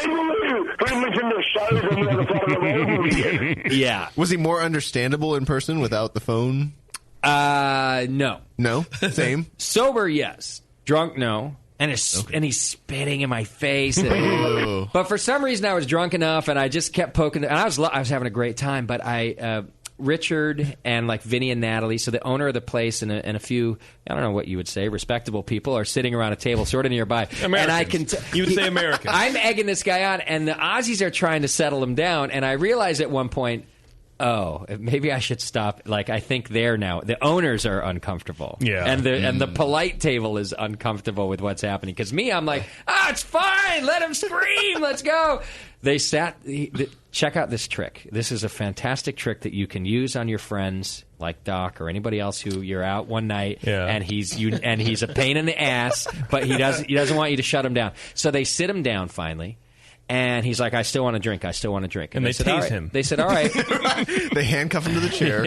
Yeah. They said, all right, no problem. We'll keep getting you beer. So he had 6 more beers from that point. But what they did was they go to the bar and they would order a 1/4 pint of porter and fill the rest with water. No. And they gave it to him, and he never knew. He never questioned it. And even the next day, he was certain that he was still drinking beer until the bitter end. Wow. And it's full on. It's still black. And you pick the darkest. You pick the darkest beer at the bar with the most flavors. You do stout. You do a third of the pint or whatever. Carbonated water. You're drunk. When you're so drunk that you're being cut off, don't even notice. These are not things you notice. You're just happy to be given a cold thing that looks like beer. They probably charge them full price too. So maybe they did. Double pies. It's charged twice as much for that. I think we need to have a staff meeting here at the Grenade. I have used that technique on Sam. Oh, you have? I have, actually. And it worked? It was years ago, but we were at a wedding or something, and he was just trash. And we ended up going to a bar afterwards, and I was like, this fool can't drink anymore. So I went to the bar, and I ordered him a vodka cranberry juice, but I was like, cranberry juice and water. Make it look pink so that fool thinks there's lots of booze in there. A little lime on the ridge of the glass. Yeah, good call. He sat down, he drank it. He was like, I don't even taste the booze. I was like, that's how drunk you are. Yeah, Pie sat down quiet for another hour and a half, drinking beer as far as he knew. See, that'd be wasted on me because I wouldn't remember it by that point anyway. That's the point. That's the cool point. But all that matters is that you're not yelling at us to get you another beer anymore. And which is what Pies was doing and everything. You got your beer, everybody's happy. I love Pies so much. Me too. So like I said, people I think were worried that Pies was like on my nerves, and finally I'm like, guys, Pies is my favorite Australian. I don't. He's spitting on my face. He's screaming. I don't even care. No, I love that man. Yes. Do you know how many germs are in his spit? I'm too drunk to think about it. Oh, None. okay. Well, no, he's pies. Aborigines are He's part Aborigine, part Navajo. There are no germs. Okay, yeah, right. If they are, they're healing. Healing germs. In fact, I think he cured my germophobia. With his healing spit. There's negative germs. Yeah. He pulls He's germs anti-germs? out. He's got anti-germs? Yes. Wow. In fact, Pies is a superhero. Yes, he is. He's anti-germ man. Right. And he pulls the germs from your body into his own. That's why he looks so terrible, because he pulls them from... He's the best kind of superhero. Yeah. Self-sacrificing. His name is great because it's a chant that people chant at their opposing like soccer teams or like big About a fat guy. footballers. Right, yeah. Who ate all the pies? You fat bastard. You ate all the pies. So he's a big dude. Yeah. Calls himself basically a big fat bastard. He does. Fucking love that guy. So... because Push has a good heart and a good head, he made us walk Pies home. He was so drunk, and we walked. Aww. So we walked Pies. Yeah. I'm like, Push, come on, let's go have a beer. He's like, no, I got to walk into his yurt. Well, it's more of a hut, but Brutat says Pies full on kissed him like tongue on teeth. Oh no! That's true. Wow. Pies put. Brutat has pretty hair. He put a full-on tongue kiss onto Brutat too. Wow. That's how you know you're a man. Onto his teeth. Yeah, talk about two ugly men French kissing. Right, it was now. a one-way French kiss, though. It was unreciprocated. It was. I'm glad I didn't see it because I would have thrown up on Pies at that moment. He must have had a lot of germs. Because Pies was removing the germs from inside. He was just doing his mouth. thing. Yeah. Your name would have been Who Lost All the Pies at that point. Who doesn't have any pies? Pie tosser. Yeah. So Pies was great. Everyone was great. It was a good time, right, Tasty? Couldn't be better. Yeah. Yeah, it's great. And I just want to thank the organizers, too, who made sure to take care of us and make sure we were thank fine, you very much for bringing the beer in there. way. That's awesome. The seminars were really good, too. A lot of people were asking me, like, well, what do you think about, our conference versus the one that you go to in the U.S.? And I go, like, well, if we're all in the same room, then I can see you guys are much smaller. But if I'm just in one of the seminars, I mean, the information's as big as... It's just the information's good and interesting. I don't really... sense that there's only 300 or 400 people here, or whatever it was. Yeah. Did you guys stop by the Grain and Grape and see the homebrew? No, because it's in Melbourne, but okay. Grain and Grape, they were there. So we got to hang out with John Preston. Yeah, it was great. And he's... I love that guy, too. He's the nicest man. Yeah, really... Him and Push should get married, I think, because the two of them are about as nice as... And they're about as short as could be, too. If John and Push had a kid, you could pick it up and put it in your breast pocket. Oh, I did. No, I picked up John in my arms. I just carried him around for like half a day. Thing ever. He was like a little Melbourne baby. He was like my little, what's the kangaroo Joey. baby? He's like my little Joey. Oh. Yeah, I had a hoodie and I just opened up, the hand And you pouch. slipped him right in. And I put John in it. And and it was the damnedest thing. You can just take out a little apricot instead of writing a little apricot. And just be like, this is... And you go, good night. I'll see you in a fortnight. Yeah. That's all he did. Oh, it's adorable. Yeah, he ate apricots and said, good day, I'll see you in a fortnight all week long. That's all John Preston does. I can see why he's so successful, because it's the cutest thing you ever saw. Apricots all day. Keep it simple. That's his thing. Did you see him in a fortnight? G'day. Well, no, here's an example. So, our growler company screwed up our growler order. Oh, fuck. And all these people had bought growlers as part of the deal, and we gave them the timeline. Like, we ordered them well in advance. Yeah. They got to be here for this, and they weren't there for that. And then we said, all right, here's your last deadline, and it didn't happen. So we show up to all these people who paid money for a growler that we can't ship to them from here without losing all the money that we that paid for our trip. The whole thing would have been a loss. Well, we got the company to ship in bulk. They're gonna, instead of us having to ship to each individual, the company is going to ship it to John Preston at Grain and Grape, and he's going to help us get it to the Aussies in country. Nice. So he's totally helped, because then he's doing it on the Australian dollar. It's within Australia, rather than us shipping, like I said, to each address from here. Right? Yeah, well, the American dollar to seashell conversion is terrible. It's really hard to do. Right. So just an example of how nice John is. He said, no problem, I'll help you out. I'll ship ship it to all the people who bought it for you. Just get it to my shop. Yeah. So just a good guy. Really supports. Awesome. In fact, he won their first ever. It's the equivalent of our recognition award. You know, we give the recognition award out. Well, they just started that this year. It's their fourth ANHC, and John Preston got it for his contribution to homebrewing in Australia because he's the one who brings in, at least over time, has brought in more ingredients, more grains, more equipment, more unique things to homebrewing instead of just going, because you can go to the grocery store there and buy stuff, right? Yeah. Well, he's really changed that, and so he got the recognition award. That's awesome. Yeah. Yeah, I've dealt with John for a long time through More Beer, and he's just always a chipper dude. You just want to pet him on the head. You just want to pet him, yeah, but he's always focused on what's new, what's next. Yeah. He's really moving craft beer along and homebrewing along down there, so good job, Johnny. Yeah. Just buy some fucking, elevator shoes or something. And a great sponsor of the BM. Yeah. Ooh, Fufoon is in my glass. It's great, isn't it? From UK Phil at Beer Merchants. Go to beermerchants.com.uk, I believe. Phil, you're the man. Fufoon, man. Thanks for sending this. So tasty. Good stuff. I don't want mine. Does somebody want? Yes. You guys can fight to the death over it. All right. To the death. What do you want to do? Do you want to hear about hookers in Hong Kong, or do you want to take a break? Let's take a break so I can go get food. Okay. We'll take a quick break. When we come back, we got to do some beer news. We'll wrap up Australia. I'll tell you all about hookers in Hong Kong. Just to clarify, food for everybody, not just myself. Well, you're going to eat all the pizza? I'm going to cut that part out in post because it's funnier the way you said it. All right, hang in there. It's the session. Thanks to the Aussies. We'll talk a little more about it when we come back. We'll be right back.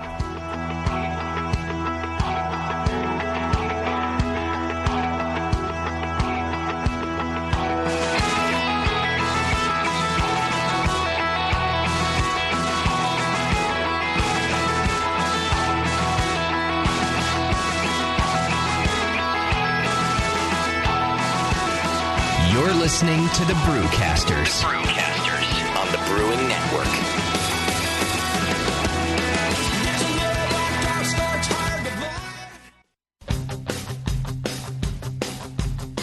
Introducing Clarity Firm from White Labs, an amazing tool for pro brewers and home brewers. Clarity Firm is an endoprotease that will reduce chill haze and increase the stability of your beer, and produces gluten-reduced beer. Clarity Firm is easy to use. Just add it when you pitch your yeast, and Clarity Firm will do its work during fermentation. When fermentation is complete, chill haze will already have been addressed. In addition, reduce the gluten content in beers made with barley and wheat with Clarity Firm. Most beers made with Clarity Firm will test below 20 parts per million, the current international standard for gluten-free. Better looking and more stable beer with the added benefit of reduced gluten, so you can pour your beer for more friends and customers. Why wouldn't you use Clarity Firm? Clarity Firm from White Labs. The reasons are crystal clear. Learn more at whitelabs.com.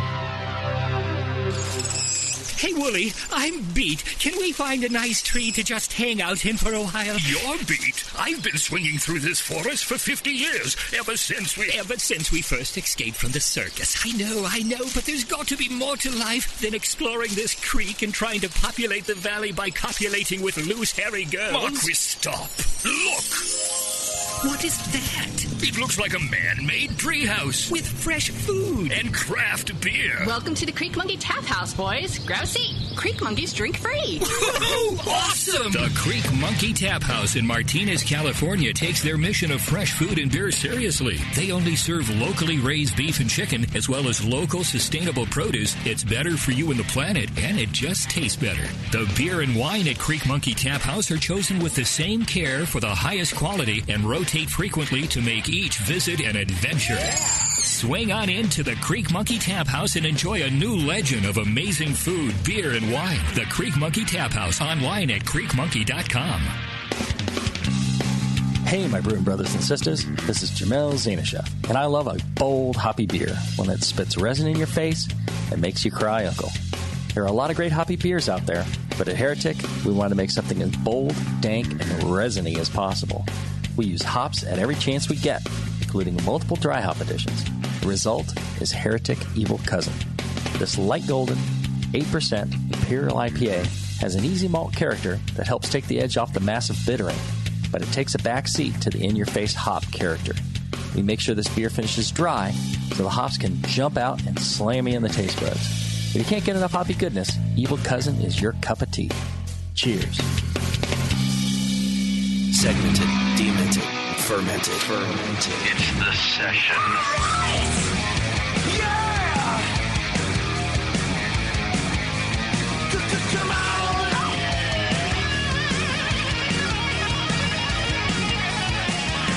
All right, welcome back to the show, and thanks for hanging out with us. We got just a few things left to do here. But let me let you know first about beersmith.com. If you need a place to find some brewing software, go over to Beersmith. It's beersmith.com, and it's the best brewing software on the market. But you can also find yourself some DVDs there. And they just recently did a DVD with John Palmer, How to Brew All Grain. John Palmer. On DVD. So, for those of you who don't read at all, like Blind Guy. Remember Blind Guy? Or listener who can't even see? Beardy. Oh, wait, I guess you can't watch it. Yeah, never mind. Can't watch the DVD. You don't need to see to listen to the radio. He can't read. You can hear it. It's fine. You can hear a DVD. You can hear a DVD. Go to beersmith.com and you can check out their line of DVDs, tutorial videos on how to use the software. There's also a blog and a podcast and recipes galore, and you name it. Go check it out. You can get yourself a free trial download, a free 21-day trial download, which is enough to let you know that you love the software. And if you don't, no harm, no foul. Go over to beersmith.com and check it out. Please do that. All right. So we have a couple things to do, including some beer news, but I wanted to let you know just about my new favorite place on earth, which is Hong Kong. So I flew from... we went over to Perth after Canberra, which is the other side of Australia. Yeah. Chris White talked us into going there, where we went to Little Creatures Brewery. You must have had Little Creatures beer. Yeah, I had that. That's really good. I was surprised that you. Well, they're in Perth. They went all the way over there. And maybe not the smartest travel decision I ever made. It's another long ass flight. How long can it be? It's like going. So that's what I thought. But that's because you and me are idiots.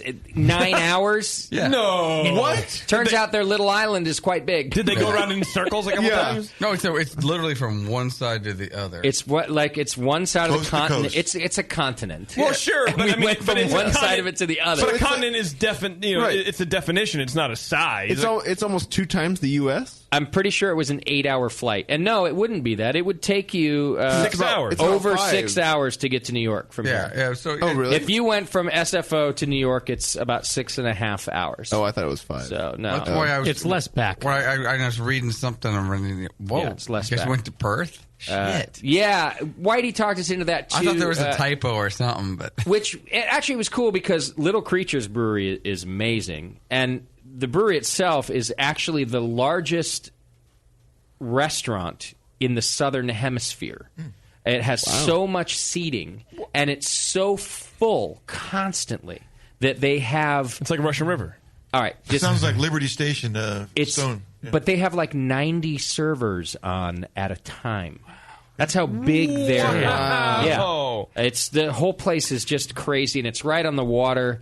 Great beer, great location. I guess they're owned by one of the big breweries over there now, Lion. But I don't give a shit about that stuff. If the beer's still good and the experience is still good, then I actually really don't care who owns it. And both of those things are true. The brewery tour is one of the best I've ever been on. They had a very animated and cool guy, and the staff's very cool. The food was good. The beer's awesome. Their lagers, Doc, make a great Pilsner.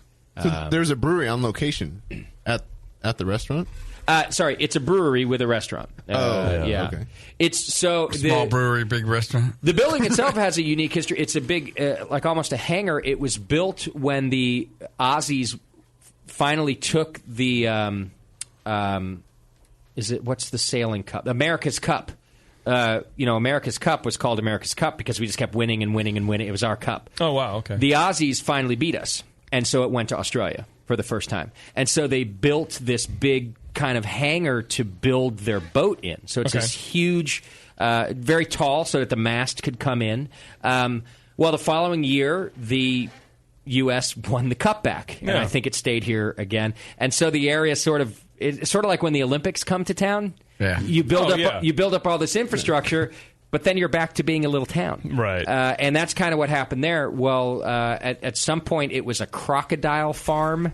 That's amazing. Which was a weird thing there. Like you think, Australian crocodiles, that makes sense. There are no crocodiles in Perth or anywhere near Perth. Yeah. So it was just a strange thing to put in, and you'd go in and you'd walk the gangplanks above the, kind of up high and look, and you'd throw chickens down and feed the crocodiles.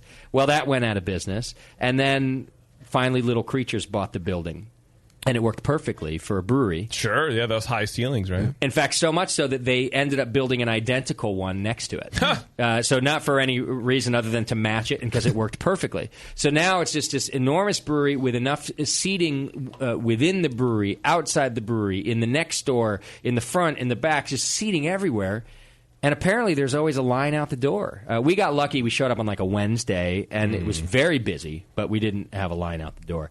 But they're just doing enormous numbers and still making great beer. Yeah. And they have a whole other brewery now in another part of the country. Yeah, they opened across the thing. Yeah. And in fact, I think that they don't have a bottling line there, so they put the beer in tankers, like tanker trucks.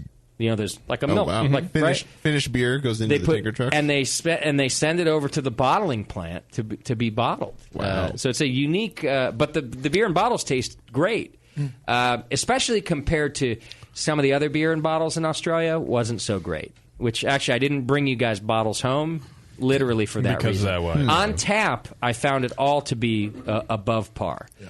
When I bought bottles, it was just okay. So they got some work to do there. You left from Sydney to Perth? No, we went Sydney to Canberra, and then Canberra to Perth with a stopover in Melbourne. That's why it took 9 hours. Okay. Like a quick stop. Yeah, there was a 1 hour in between. Yeah. So okay. Because I'm looking online and it says 5 hours from Perth to Sydney, and I'm like, well, what value airline did you choose? Yeah, no, it was 2 hours to Melbourne, and then an hour later, and then Okay, that makes a little more sense. All right. So we stayed there. We actually went to Wine Country, and that's where we found Feral Brewing. They're out in Wine Country. There's one of the breweries out there. I'm going to post some pictures of another brewery that just opened that they spent like $30 million building. It's a winery/brewery. Oh, wow. So like Chad. It's the most beautiful thing I've ever seen in my life. How is Australian wine? I have pretty good. You can get Australian wine here, but I don't think it's the good stuff. I think we get the shit. It's some nice wine out there. And this is, literally on one half of it is a winery. The other half is I can't remember the name, but I'll put some photos up on Facebook. And they were cool. They were a little snobby to us, but we were there late, so they were about to close or something. I don't want to put that. That's on all right. But I'll think of the name, and you should go there. Just anybody interested to see what kind of brewery $30 million can build. Holy shit, this place is beautiful. So that was really cool. So we flew from there to Hong Kong. And we went with Whitey, Chris White. He goes to Hong Kong to work there from time to time. And he talked us into doing that, which wasn't that hard to do. And I thought, I don't know. I just thought, Hong Kong. Yeah. You eat scorpions on a stick and crap in a hole in the ground. Yeah. Hong Kong is one of the best places on planet Earth. Let's move there right now. It's the kind of place that you go to and you go, I could move here. Yeah. I could move here tomorrow. It's amazing. So first of all, language barrier, nothing. No language barrier. Really? So keep in mind, and this is stuff again. Studio HK. You don't think? Yeah. Were you saying hello? You don't. None of these things happen in Hong Kong. So here's what you have to keep in mind. Hong Kong was a British colony, and it was a British colony for 100 years, 99 to be exact. Mm-hmm. They signed a 99-year lease, the Brits, at which point, at the end of 99 years, which I guess happened in 1999. Was it 99? Yeah. I kept hearing, I thought it was 97 or something, but 99. Yeah, so 99, and they handed it back, and when they handed it back, the country motto is something kind of like, 'cause it's now China, all right, and it wasn't before; it was Britain. Now it's China. It's one country, two systems.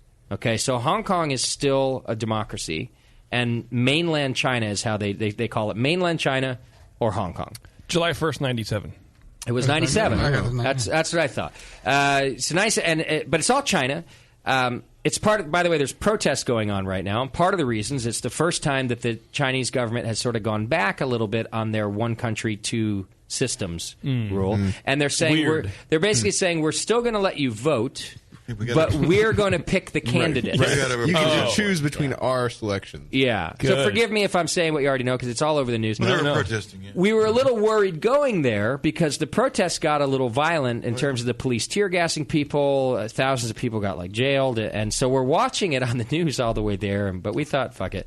When we got there, it was so boring in terms of protests that instead of feeling like we should avoid it, we finally went and sought it out. We were like, well, let's go to the protest area. Yeah. Best way to get on the fly list. I'm not in danger. No. I can stand in front of a tank, no Right, problem. You wanted to go cars over. You wanted to stand in the no man's zone between democracy and communism. Yes, and communism. Yeah. Well, by the time we got there, now it's mostly students. The students had barricaded off major streets, like large blocks of streets. But by this point, the police were leaving them alone. And it's small numbers of people. But one weird thing is there are tons of civilian-dressed communists sort of standing around. Everything Nixon feared. Listening to people talking. And you could... What? Somebody said it to me at first, and I was like, whatever. Well, after a little while, you could see it. You could see... you'd be standing in a group... we were talking to students and things, and you'd turn, and you'd see somebody just staring at you. And then when you were done talking, when our little group dispersed, they dispersed also. And it happened on numerous occasions. And we talked to one local, finally, who was started to point people out to us. And I guess people know in Hong Kong, you don't really walk down the street talking about politics in general. Never mind go on strike. Because there are just some of the things you know about communism that you've seen in the movies or whatever. A lot of these things are sort of true. Wow. And so... I'll just point out briefly that some of these students, sort of, their future is in danger. They are fighting to keep their democracy, which is kind of important. It's a bit of a slippery slope when they say, oh, you'll still get to vote, but we'll just pick who you get to vote for. But to stand up and say something about it, they're really putting their future in jeopardy. Because you can be damn sure that their names are now put on a list. Because, make no mistake, Hong Kong is China now. It just happens to be run under two governments. Well, and if you think people in Hong Kong are to be applauded for doing that, think about in mainland China. Yeah. Where I would not do it. No. I'll tell you right now. There's no way. I'll just sit down and eat my lizard on a stick. And tomorrow, 200 lazy asses aren't going to get off their ass and go vote. Yeah. In the U.S. Yeah, right. That's right. So I found that interesting, and I found these students to be quite, I think, brave. I mean, they're, like I said, they got tear gassed. They got this, they got that. Their names are being documented, and they still have barricaded off streets. We could see they were zip tying things together so that which actually, if you think about it, is super effective. Some of their barricades had all these different pieces of metal and wood and different stuff, all zip tied with thousands of zip ties together so that it couldn't just be bashed through anymore. And at first I thought, well, this is really rudimentary. But then after a little while I thought, actually, thousands of zip ties are pretty goddamn strong. Like, I'm not saying a tank can't go through it. No, but that's not what was happening. They weren't bringing in tanks. The police were just pushing through barricades before. And now they're not pushing through shit. Right. Anyhow, props to them for standing up for what they believe, and hopefully I'm allowed back into Hong Kong after saying this. Other things about Hong Kong. It's English-speaking everywhere, so you don't have to worry about that. It was a British country for 99 years, so almost everybody, including Chinese people, speak English, or Cantonese, or Mandarin, or all three. So anywhere you go, you can do all the things you'd expect to do in any English-speaking country, which made it great because the things you're doing there are not things you get in any English-speaking country. You're eating amazing food. You're going to, I don't know, the shops are different. They make suits there, like by hand. You can get a suit made in 24 hours. Yeah, Like they measure you. You pick out the fabric. You tell them the style of the lapel. Like, you name it. You show up a day later and your suit's ready. Tell them whether you dressed right or left. I'm disappointed you didn't text us all for our measurements. Yeah. We ate dim sum like 2 meals a day. Never mind that. How was the lemon chicken? Was it as good as it is here? No Because lemon chicken. fuck No that. sweet and sour pork. No lemon chicken. What? No. Orange no broccoli beef. No broccoli beef. None of this. No America. It's kind of like Mexican food in America, right? Like, you go to Mexico and they're like, super burrito. What are you talking about? Gordita, what are you? Burrito's American anyway. Yeah. So but also Japanese food, Middle Eastern food. I mean, you name it. And Burger King. We were eating some. Yes, of Hungry course, Jack? Burger King, McDonald's everywhere, like every other place I've been. Yeah. We were eating some meals for $5 a person. Oh, that's amazing. We'd pay $25 a person here. Now, here's the other thing. So, the bars are open till everybody leaves, I think, is the rule. Till someone can afford a watch. Right. And of course, there are normal bars you can go to, and there are other bars you can go to. Oh, and I know about those other bars. you know, I like the seedy side. You don't really go Sure. to go to a strip club in Hong Kong. You don't have to. You go to. You go to a normal bar, and there are full-on, like... gentleman bars? Brothels, right? Like, you go in, and it looks like a strip club, but really, nobody strips. You sit down at a bar, and the person who sits next to you is a hooker. And that's all perfectly legal. But then there are bars. You go to a bar. We went to one, and there's a great Filipino band playing. And the ratio of women to men is completely opposite than what you're used to. It's easily 15 to 1. What? Really? Easily 15 to 1.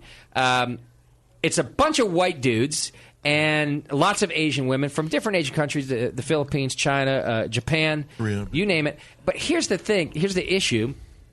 You can't tell which ones are there to party, because some of them are just there to party, which ones are there looking for a husband, and which ones are there are hookers. And which ones are ladyboys. And you can't right. I don't think ladyboys are big in Hong Kong. I think that's Thailand. Well, yeah, but I'm sure they disperse because, whatever. It's just what they tell you. Yeah. So I sat down and have a beer, and immediately, first of all, let me point this out.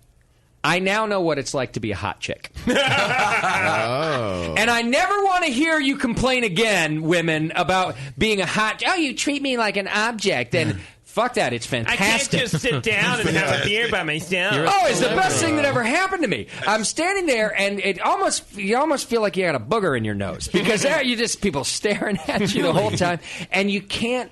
I kind of wanted to be left alone, to be honest, because I just... You I didn't sound really like such a hot chick, man. I didn't know what. Wow. Yeah, I'm sorry to say. I didn't know what to do with myself. You wouldn't dress that way. Yeah. And you kind of stand there, and I felt like a giraffe painted like a zebra. Is it because?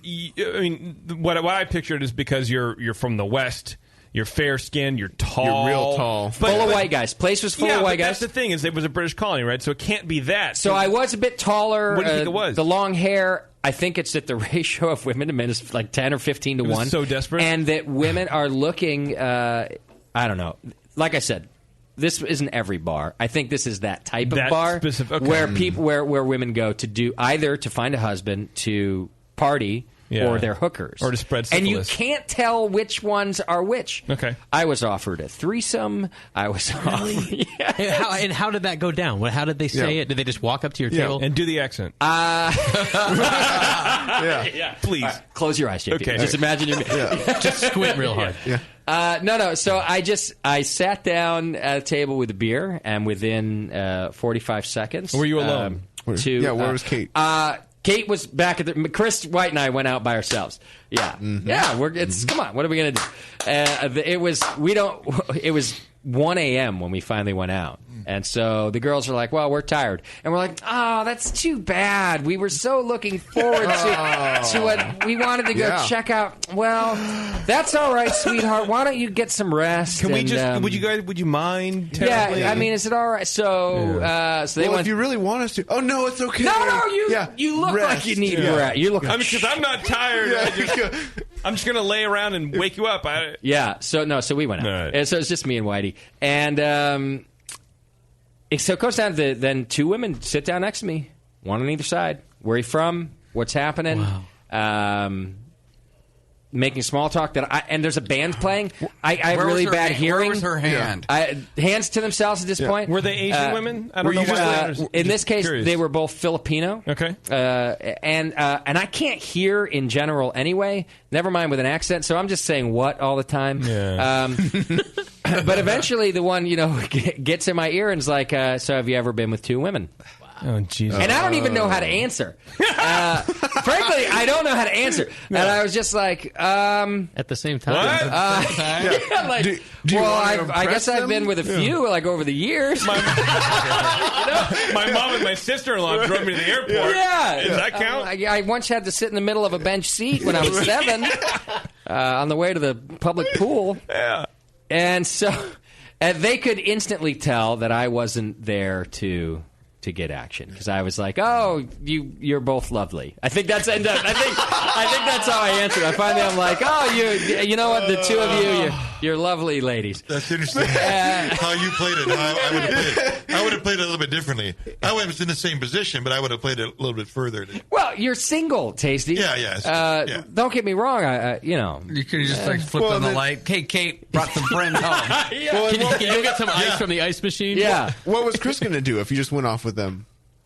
Go off with somebody else or wait? I don't know. Yeah. Hang out with her. Oh, you were saying that was my other excuse. Yes, Right. that was my other excuse. So both of these women were whispering in your ear, and what Chris was just sitting there. How did that work? I'm pretty sure maybe the same was happening. I don't know because my back was turned. I see. So I suppose it's possible. What happens in Hong Kong stays in Hong Kong. That the same thing was happening in the chair behind me.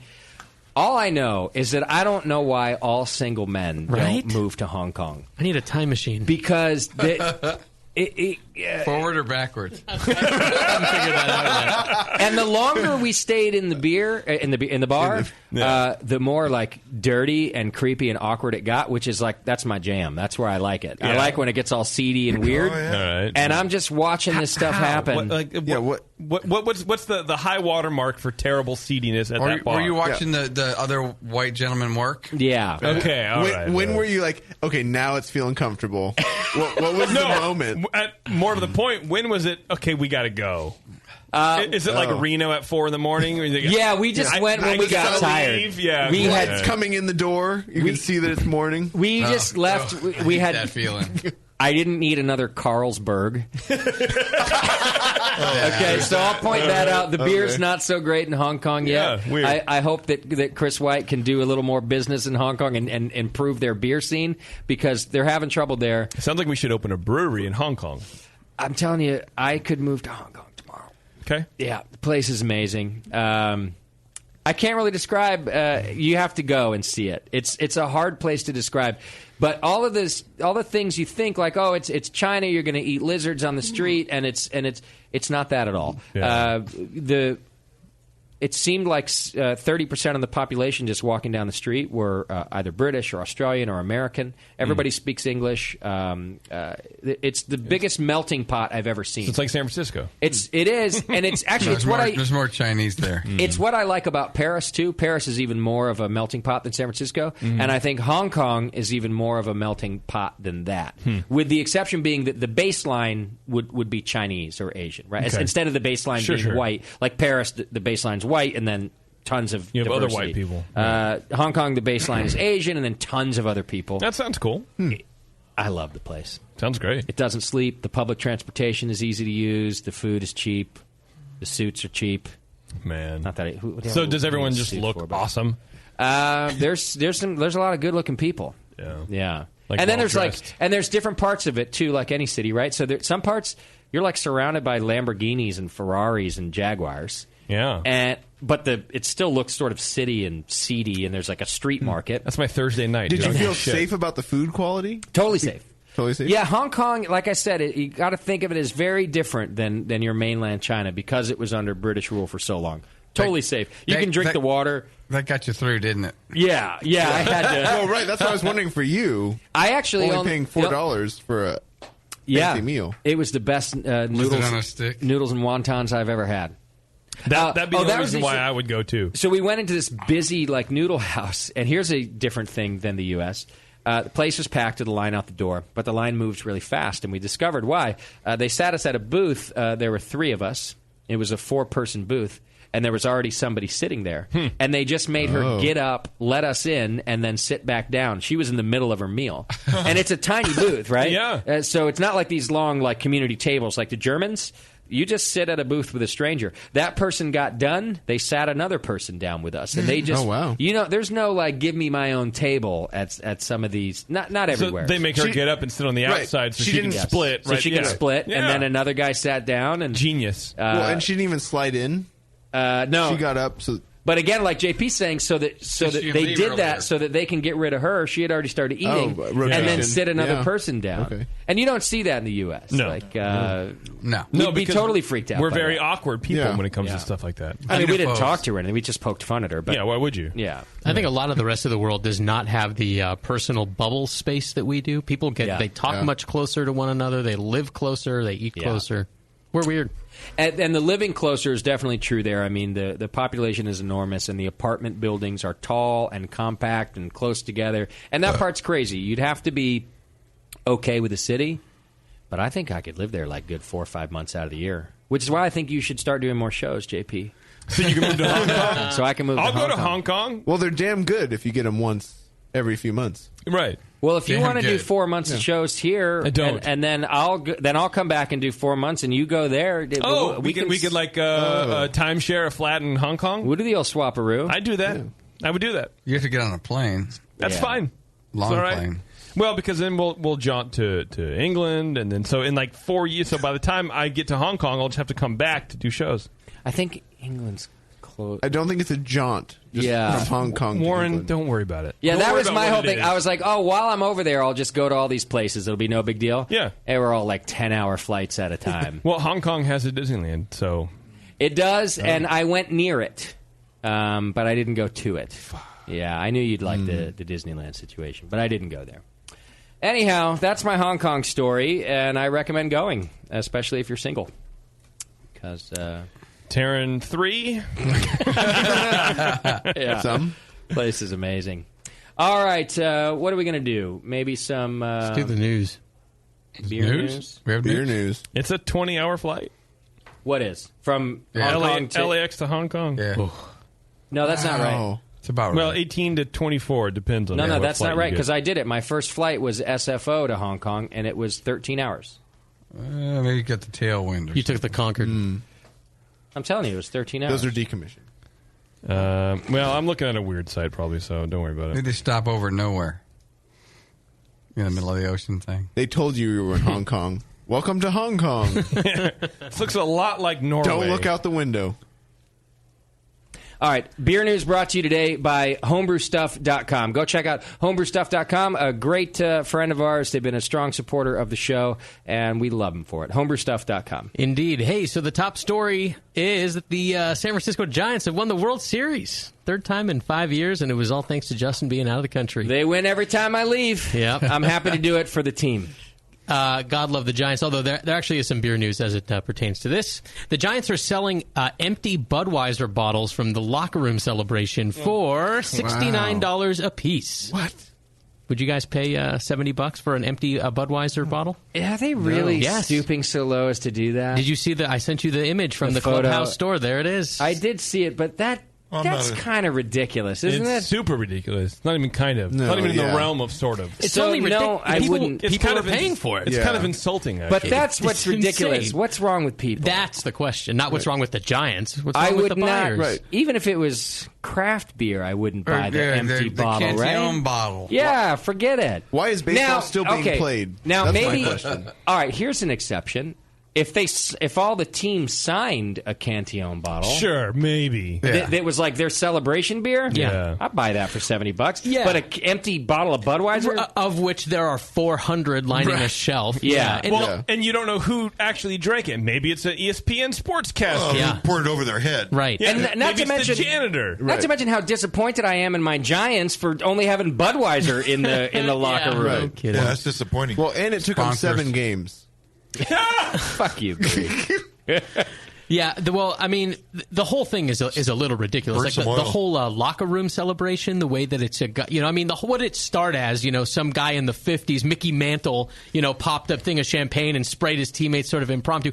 Now it's like they tape off the entire locker room in 40 inches of freaking Viz Queen, and then all the camera guys, and it's like they got ski masks, ski goggles. So you're like, it's hardly a celebration if you're doing what you're expected to do. It should be like a spontaneous. That's like the point. Next year they shouldn't do it. No, they should light each other on fire. Yeah. So the cameramen come with ski masks and balaclavas and whatever. Remember when a balaclava was called a ski mask? Yes. And then they're standing around, and then it's like, no, nothing's happening. We're just hugging. Yeah. It's cool and everything. Yeah. We won last year. Exchange vigorous high fives. They do it after every round. So the celebration for making the playoffs, winning the wild card, winning the first round, second round, it's all the same celebration. Yeah. But isn't that just typical of baseball fans? Like, they cheer the first strike thrown, and then by inning 3, they're like, "I'm so bored. I'm not going to cheer until inning 9." But they also know all the stats of everything that's ever happened. Well, that's true because it's a statistical game. I don't agree. Yeah. I don't agree with JP's statement any more than soccer or hockey or anything else. No, it's very different. But the champagne thing is now every sport. Also, champagne thing? Yeah, you jerk off the champagne bottle till it sprays in your friend's face. Yeah, that's every sport now too, right? Like when they win the Super Bowl, they do the same thing. Car race, drink champagne. They all look the same.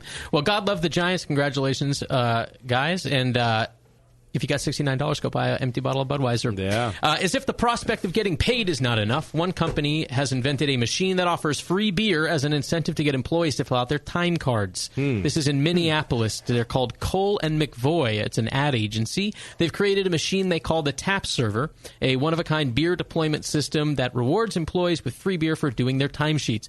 Workers scan their key cards, and if their timesheets are up to date, they use an iPad interface to select one of 4 beers on draft. So I sent you a picture of this one, too. I saw that, yeah. I think it's just next to the entrance of the office. I don't quite understand it. Here's why this is a good idea. And it's not that people need an incentive per se. It's not that people don't want to clock in and clock out. It's that they forget. Because who the hell wants to clock in and clock out? You don't forget. Get me started. Right? Evo forgets every freaking morning. I'm still clocked in from this morning. I have to adjust that. So technically, employees want to clock in and clock out because they want to get paid. It's just not at the top of their radar. But you add beer to the mix. Oh, now they're on it. We're like rats, right? You just give us we're Pavlov's dog. You give us a little reward with a beer, and we'll clock in every time, right? Yeah, if we're doing what you're supposed to do. Well, exactly. But if it's not working, then why be afraid to add a little incentive? Well, the thing is, maybe you ought to put taps in your office, I'm the only one that can change the time clock and punch you in and punch you out because I've got that. And how many times? We forget to punch you in or punch you out for lunch. Give them an incentive. Give them a little Adam and Eve. My incentive is like I'm going to dock you 10 minutes. Yeah, 9 times out of 10, they did it on purpose because they were late or they would come back Trust from me, late. I know Yeah, this. for sure.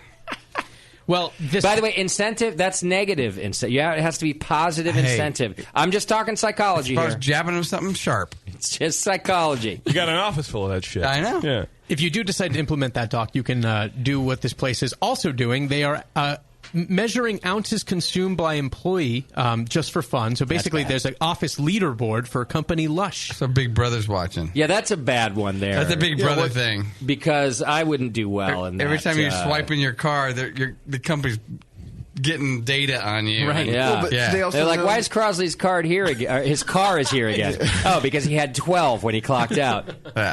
Yeah, they claim, Cawley and McVoy, that since launching the system, attitudes of timesheets have changed, and it's improved 90%, they say, the accuracy of the time cards. Yeah. But they have to install more women's bathrooms. Everybody's sleeping on the job. But, yeah. Employees They're are also clocked in. finding their coworkers about 70% more attractive. Oh, yeah. Of course. That's right. All right. Next story. Local, which is the League of Oklahomans for Change in Alcohol Laws, has kicked off its Free the Taps campaign, which aims to change state laws regarding breweries. Recent legislation allows Oklahoma breweries to give tours and give out a free 12-ounce sample of beer, but they cannot sell their beer on site, thanks to our good friend, the three-tiered system. Oklahoma wineries, though, they can sell their wine. So on those grounds, local is saying they're crying foul. According to Russ Melton, president of the Arkansas Brewers Guild and owner of Diamond Bear Brewing Company in Little Rock, Arkansas was in a similar situation in the early 2000s. He headed up a group there that in 2003 got laws passed that gave breweries the freedom to sell their beer on site. So there's good precedent. If you recall, Texas had the opposite problem where you could sell your beer on site but not in stores. That was changed in 2013 due to folks like our friends at Jester King, and the Texas beer scene has exploded, so similar things look to be in store for Oklahoma if local can get this done. I predict it will pass. I mean, it's just antiquated laws, and as soon as the state goes, oh, wait, we'll make more money, done.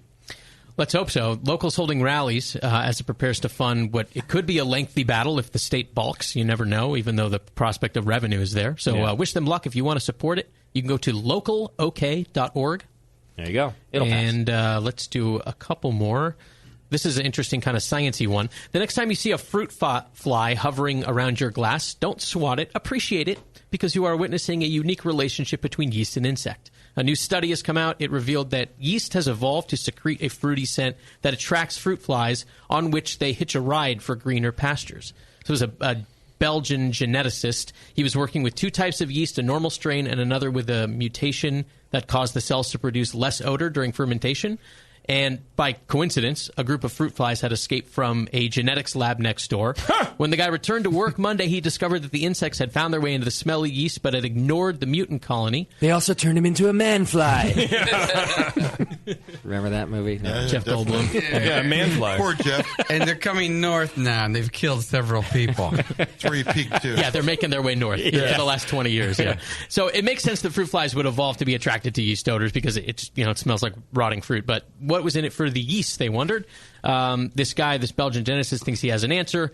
Additional experiments by his group revealed that yeast cells were capable of sticking to the tiny hairs on the fruit fly's appendages. Right. So every time a fly found a new fruit, it brought the yeast along with it.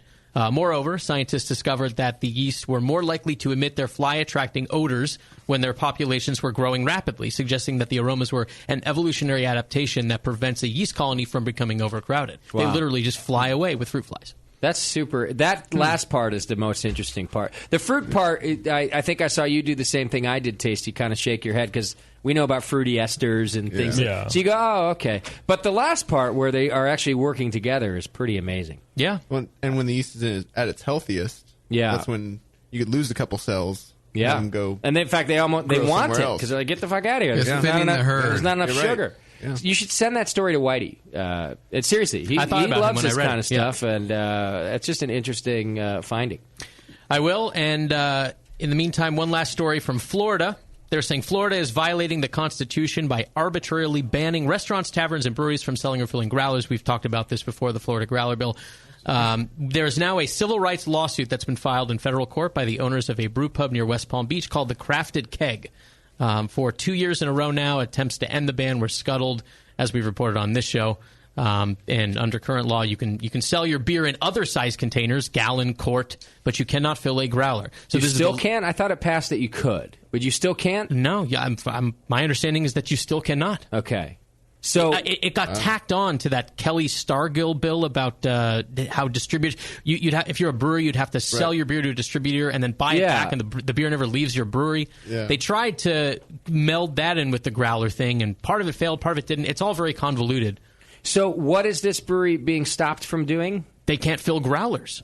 Oh, so it's just the growler part. Yeah, but the law says that they can't. They cannot. The law says they cannot. They can fill other sizes. Yes, correct. So they're filing a civil suit saying it's against the Florida Constitution? Yes.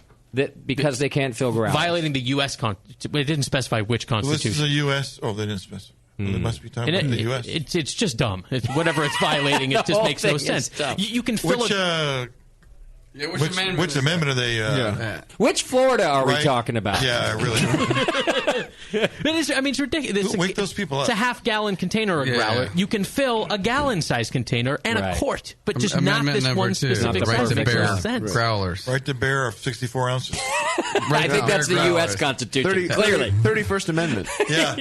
Did you notice in Australia they laughed at us every time we used our units of measure? Yeah. Yeah. I feel bad now every time I mention 67 Fahrenheit here without. Oh, yeah. I also often got laughed at when I asked for tasters. Like a taster, like a set. Oh, yeah. Only Farrell over on the purse side was like, oh, yeah, here you go. Everyone else was like, oh, well, that's a good idea. I thought, wow. Well, they sold beer and had lots of different sized glasses there because it's like $10, $11 a pint. Yeah. And sometimes you don't want to, spend all your budget on 2 pints. So sure, you can get half pint, or what do they call that? I would be happy just Different with the gallons in Florida. That's fine. I can buy by the gallon. Sure. Well, a gallon is a lot of beer. I mean. But that's weird for one kind of beer. Floridians to shy away from overdoing something. Yeah. Well, they're shying away from underdoing it because the gallon's fine, but the half gallon no good. Right. Well, that's what I mean. Like, let's just forget about the half gallon. In fact, make it a rule you can't fill anything under half, and anything under a gallon. Right. They're like, this It's isn't a gallon or politics. go It's home. just that you're a pussy. Yeah. You want a barrel of beer? Take a gallon or not. It's like, can I fill 2 growlers? I'll drink them both tonight, I swear. Can I refill this keg? Sure. Yeah. That's How fine. about if I just don't call it a growler? Give me a straw. Totally. 63.5 gallon. Can I have a half pint? Get the fuck out of here. What's wrong with you? Pussy. All right. That is the news brought to you by our friends at homebrewstuff.com. You can skip the lines and save big this Cyber Friday. Yeah. Yeah. At homebrewstuff.com/promotions. They got all the deals, what you ever wanted. Homebrewstuff.com. Excellent. Check it out. All right. Also, don't forget our wonderful sponsor over at Adam and Eve. You can go to adamandeve.com and use coupon code BNARMY. They sent me a new copy, but I was looking for that while you were gone. Yeah, you read it once right before you left. it's in. Yeah. You can point it out. There's new It's where it should That's what be. he said before. Let me find That thing you said one time. Here it is, right here. Hey, JP, let me ask you a question. What's up, buddy? Are you getting enough? I am not. I bet you'd love more, right? I would. Well, adamandeve.com wants to give you more. Oh, I need more, as a matter of fact. This is very timely. Well, how about 10 free gifts? Taryn, too, I need some more gifts. Good call. Thank you. All right, so first you'll get a sexy surprise for her. Oh, I like that. That's one. She definitely needs that. Is someone keeping a tally? Yeah. A surprise for her. For Taryn, too? Second, yes, for Taryn, too. A turbocharger. Second, a specially selected toy for him. Oh, that's me. Oh. That's Ew. Okay. Yeah. Jason won. Well, it might not be you. You're not home all the time. Yeah, you're right. Actually, I am. I don't think Adam he was specifying. I'm not home now. Nipple clamps. Third, a little something we know you'll both enjoy. Oh, I think that is you and her. Like a gift certificate or something. So something. Okay. Plus, that was 3, right? Okay, you're right. Plus 6 full-length adult movies on DVD. Wow. Anything with the words full length makes me feel inadequate. Yeah, well, but these are DVDs. The average length? And then finally, number 10, free shipping on your entire order. So, what do you have to do to get your 10 free gifts? I'm glad you asked. Just go to adamandeve.com and select any one item. It could be an adventurous toy, a sexy piece of lingerie, anything that you or whoever's with Taryn My right now birthday's desires. Yeah, well, Jack doesn't really like toys. And he's all man. Is Jack the one who wrote in the spam of the week? Might be. And then enter coupon code BNARMY at checkout. Yeah. And that's all you have to do. You get 10 free gifts. Go check out adamandeve.com today. So they're upping their game big time. Yeah, one item, 10 free gifts. It's easy. Wow. Including free shipping. Just enter coupon code BNARMY. I should have brought a whole bunch of dildos and stuff to Hong Kong. I feel like if I just had them in my pockets and like hanging around my neck and stuff. Like charms, like bobble. You'd be like a gypsy. Like sex, you'd be a sex gypsy. Yeah, I feel like I would have been like an uber hot chick. Everybody dresses like this in San Francisco. Everybody should go and see what it feels like to be a hot chick once in their life. Bevo, you ready for that? Oh, come on. High five through the glass. Oh, no. Viva. High five through the glass. High five through the glass. It's a sad shaking of her head. If she remembers to like 4 years ago, it'll be fine. Oh, that's a backhanded compliment. You guys are so mean. No, but really. You guys are jerks. Yeah, guys. Clapping on the inside, Justin. Don't lie. I mean, it's only when you're not wearing a booby shirt that we do that. It's Thanks, your own fault. that makes me feel Oh, was that? Oh, I thought that was a compliment. Yeah, well, it sort of is. I think she's being a real bitch for shooting you down. Yeah. That's rude. Whatever, I have a really good personality. And a great husband. Yeah. You're going places in life. I'm so nice to people. I'd ride that star. I am very nice. Your career's skyrocketing. You're all set. You had such a great job. Your boss is great. You're picking right now. The future's really looking up. Yeah, people understand you. All right, let's do the Twitter game and get the fuck out. All right, Twitter game is Justin is finally back after 10 years Yeah. astray, 12 years a slave. I'm ready to go again. And I wanted to know what everyone thought that, what weird sort of bizarre Australian thing that he came back with. Right. Syphilis. Yeah, syphilis. Surprisingly not syphilis. But maybe you just opened up. I don't know.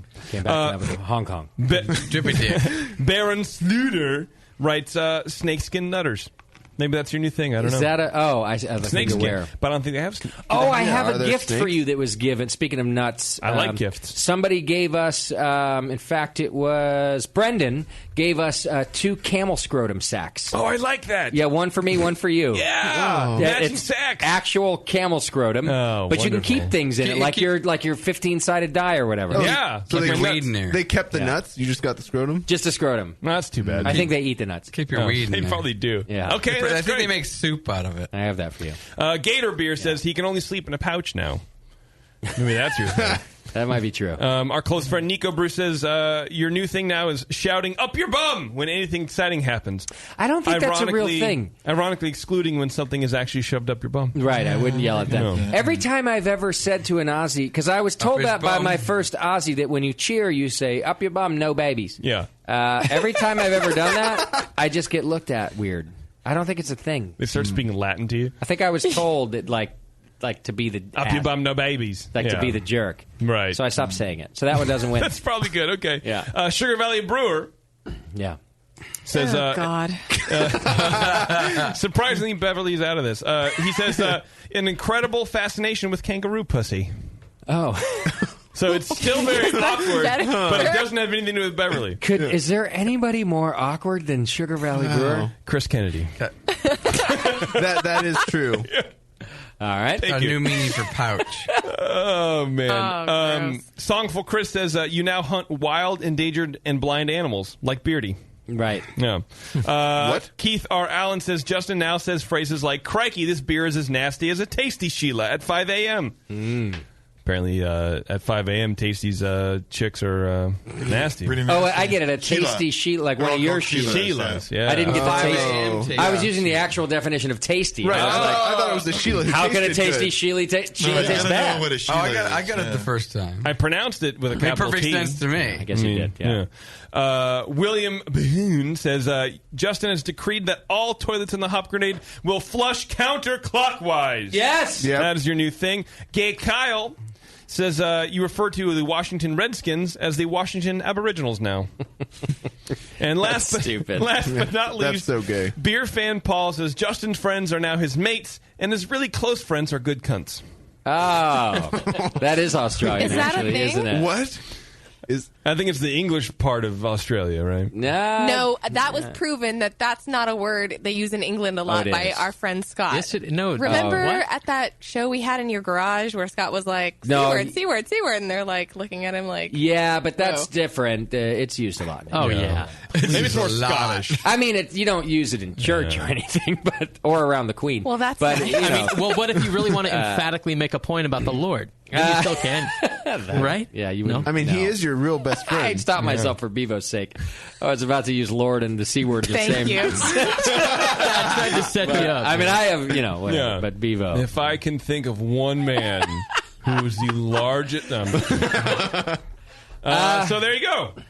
Huh. I like that you can only sleep in a pouch. I thought that was pretty funny. Okay, I like that, yeah. I did like Gay Kyle. I liked Gay Kyle. The Washington Aboriginals. I liked both of It's those. the only one that I too. lolled. I think the pouch is the funniest one, right? All right, yeah, Scrappy Hound. It's Gator beer. All right. Does that mean he's from Florida? He could be a Florida Gator. Oh. It's possible. All right. Well, there you go. Congratulations on winning our Twitter game. If he's Floridian, let's send him a growler. The end growler. Oh, that'd be Yeah, fucked up. you'll never be able to get this filled. Take that, shithead. Can they fill it halfway? It's like sending Justin a pack of condoms. Yes.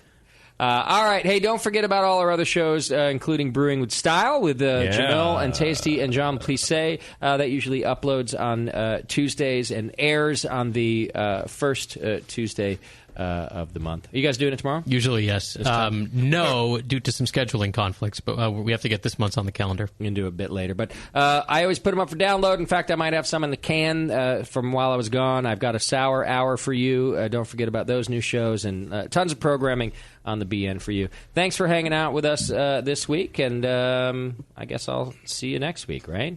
Yeah, maybe. Okay. I don't know what happens tomorrow.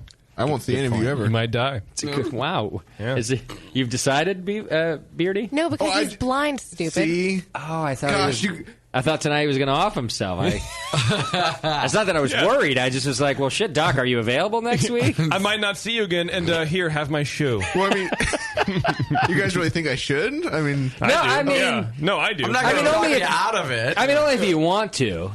I mean, I think it takes a real man to off himself, personally. I think it's the bravest thing you can do. I'm a real man. Yeah. Wait, just really quickly. I heard yesterday what Sammy the Douche came to Halloween as. Speaking of too soon, did you hear this, JP? We went to his mother's house, like, with our kid, and, to do the trick-or-treating thing, and she was like, oh, Sam, what are you? And then she's like... Sam came to the Hot Grenades Halloween party as Mork, as in Mork and Mindy, with a belt tied around his neck. And zombie makeup. And what? Oh, zombie makeup, and he had, like, red, like, purplish makeup around his neck to show bruising. Now, let me also note... that he did the same thing a few years ago when he came as zombie Patrick Swayze. 3 weeks after Patrick Swayze bit it. It's always too soon. Sam, we should change his name to Too Soon. Sammy Too Soon More. That actually is accurate on so many levels. If he were in the Mafia, his name would be Sammy Too Soon More. Sammy Too Soon. Where's Sammy Too Soon? Crying in the When's corner. he going to be here? That's jacked up, man. All right, we'll see you next week. JP, get us out of here, please. Thank you to our show sponsor, More Beer. You can get absolutely everything you need to make great beer at home by going to morebeer.com. Thanks to Stephen Buhner, author of Sacred Healing Herbal Beers, for joining us tonight. Grab his book and learn how to make beer without hops for once in your life, would you? Follow JP on Twitter, Major Jip, and discover a magical world of whimsy and wonder and cats, and that's about it. Warren was pretty sure he was here, though he'd be hard-pressed to prove it ever. For some good beer insight and homebrew info, follow Nate Smith at Nathan Homebrew and Mike McDowell at Tasty McD. Production director on the session of the Push Eject. Today's show has been produced by Scott Moskowitz. JP was planning his birthday trip to Disneyland. Bevo was texting the Adam and Eve code to Sam constantly. And your host was Justin Crossley. Be sure to find the Brew Network on Facebook, Twitter, and Instagram.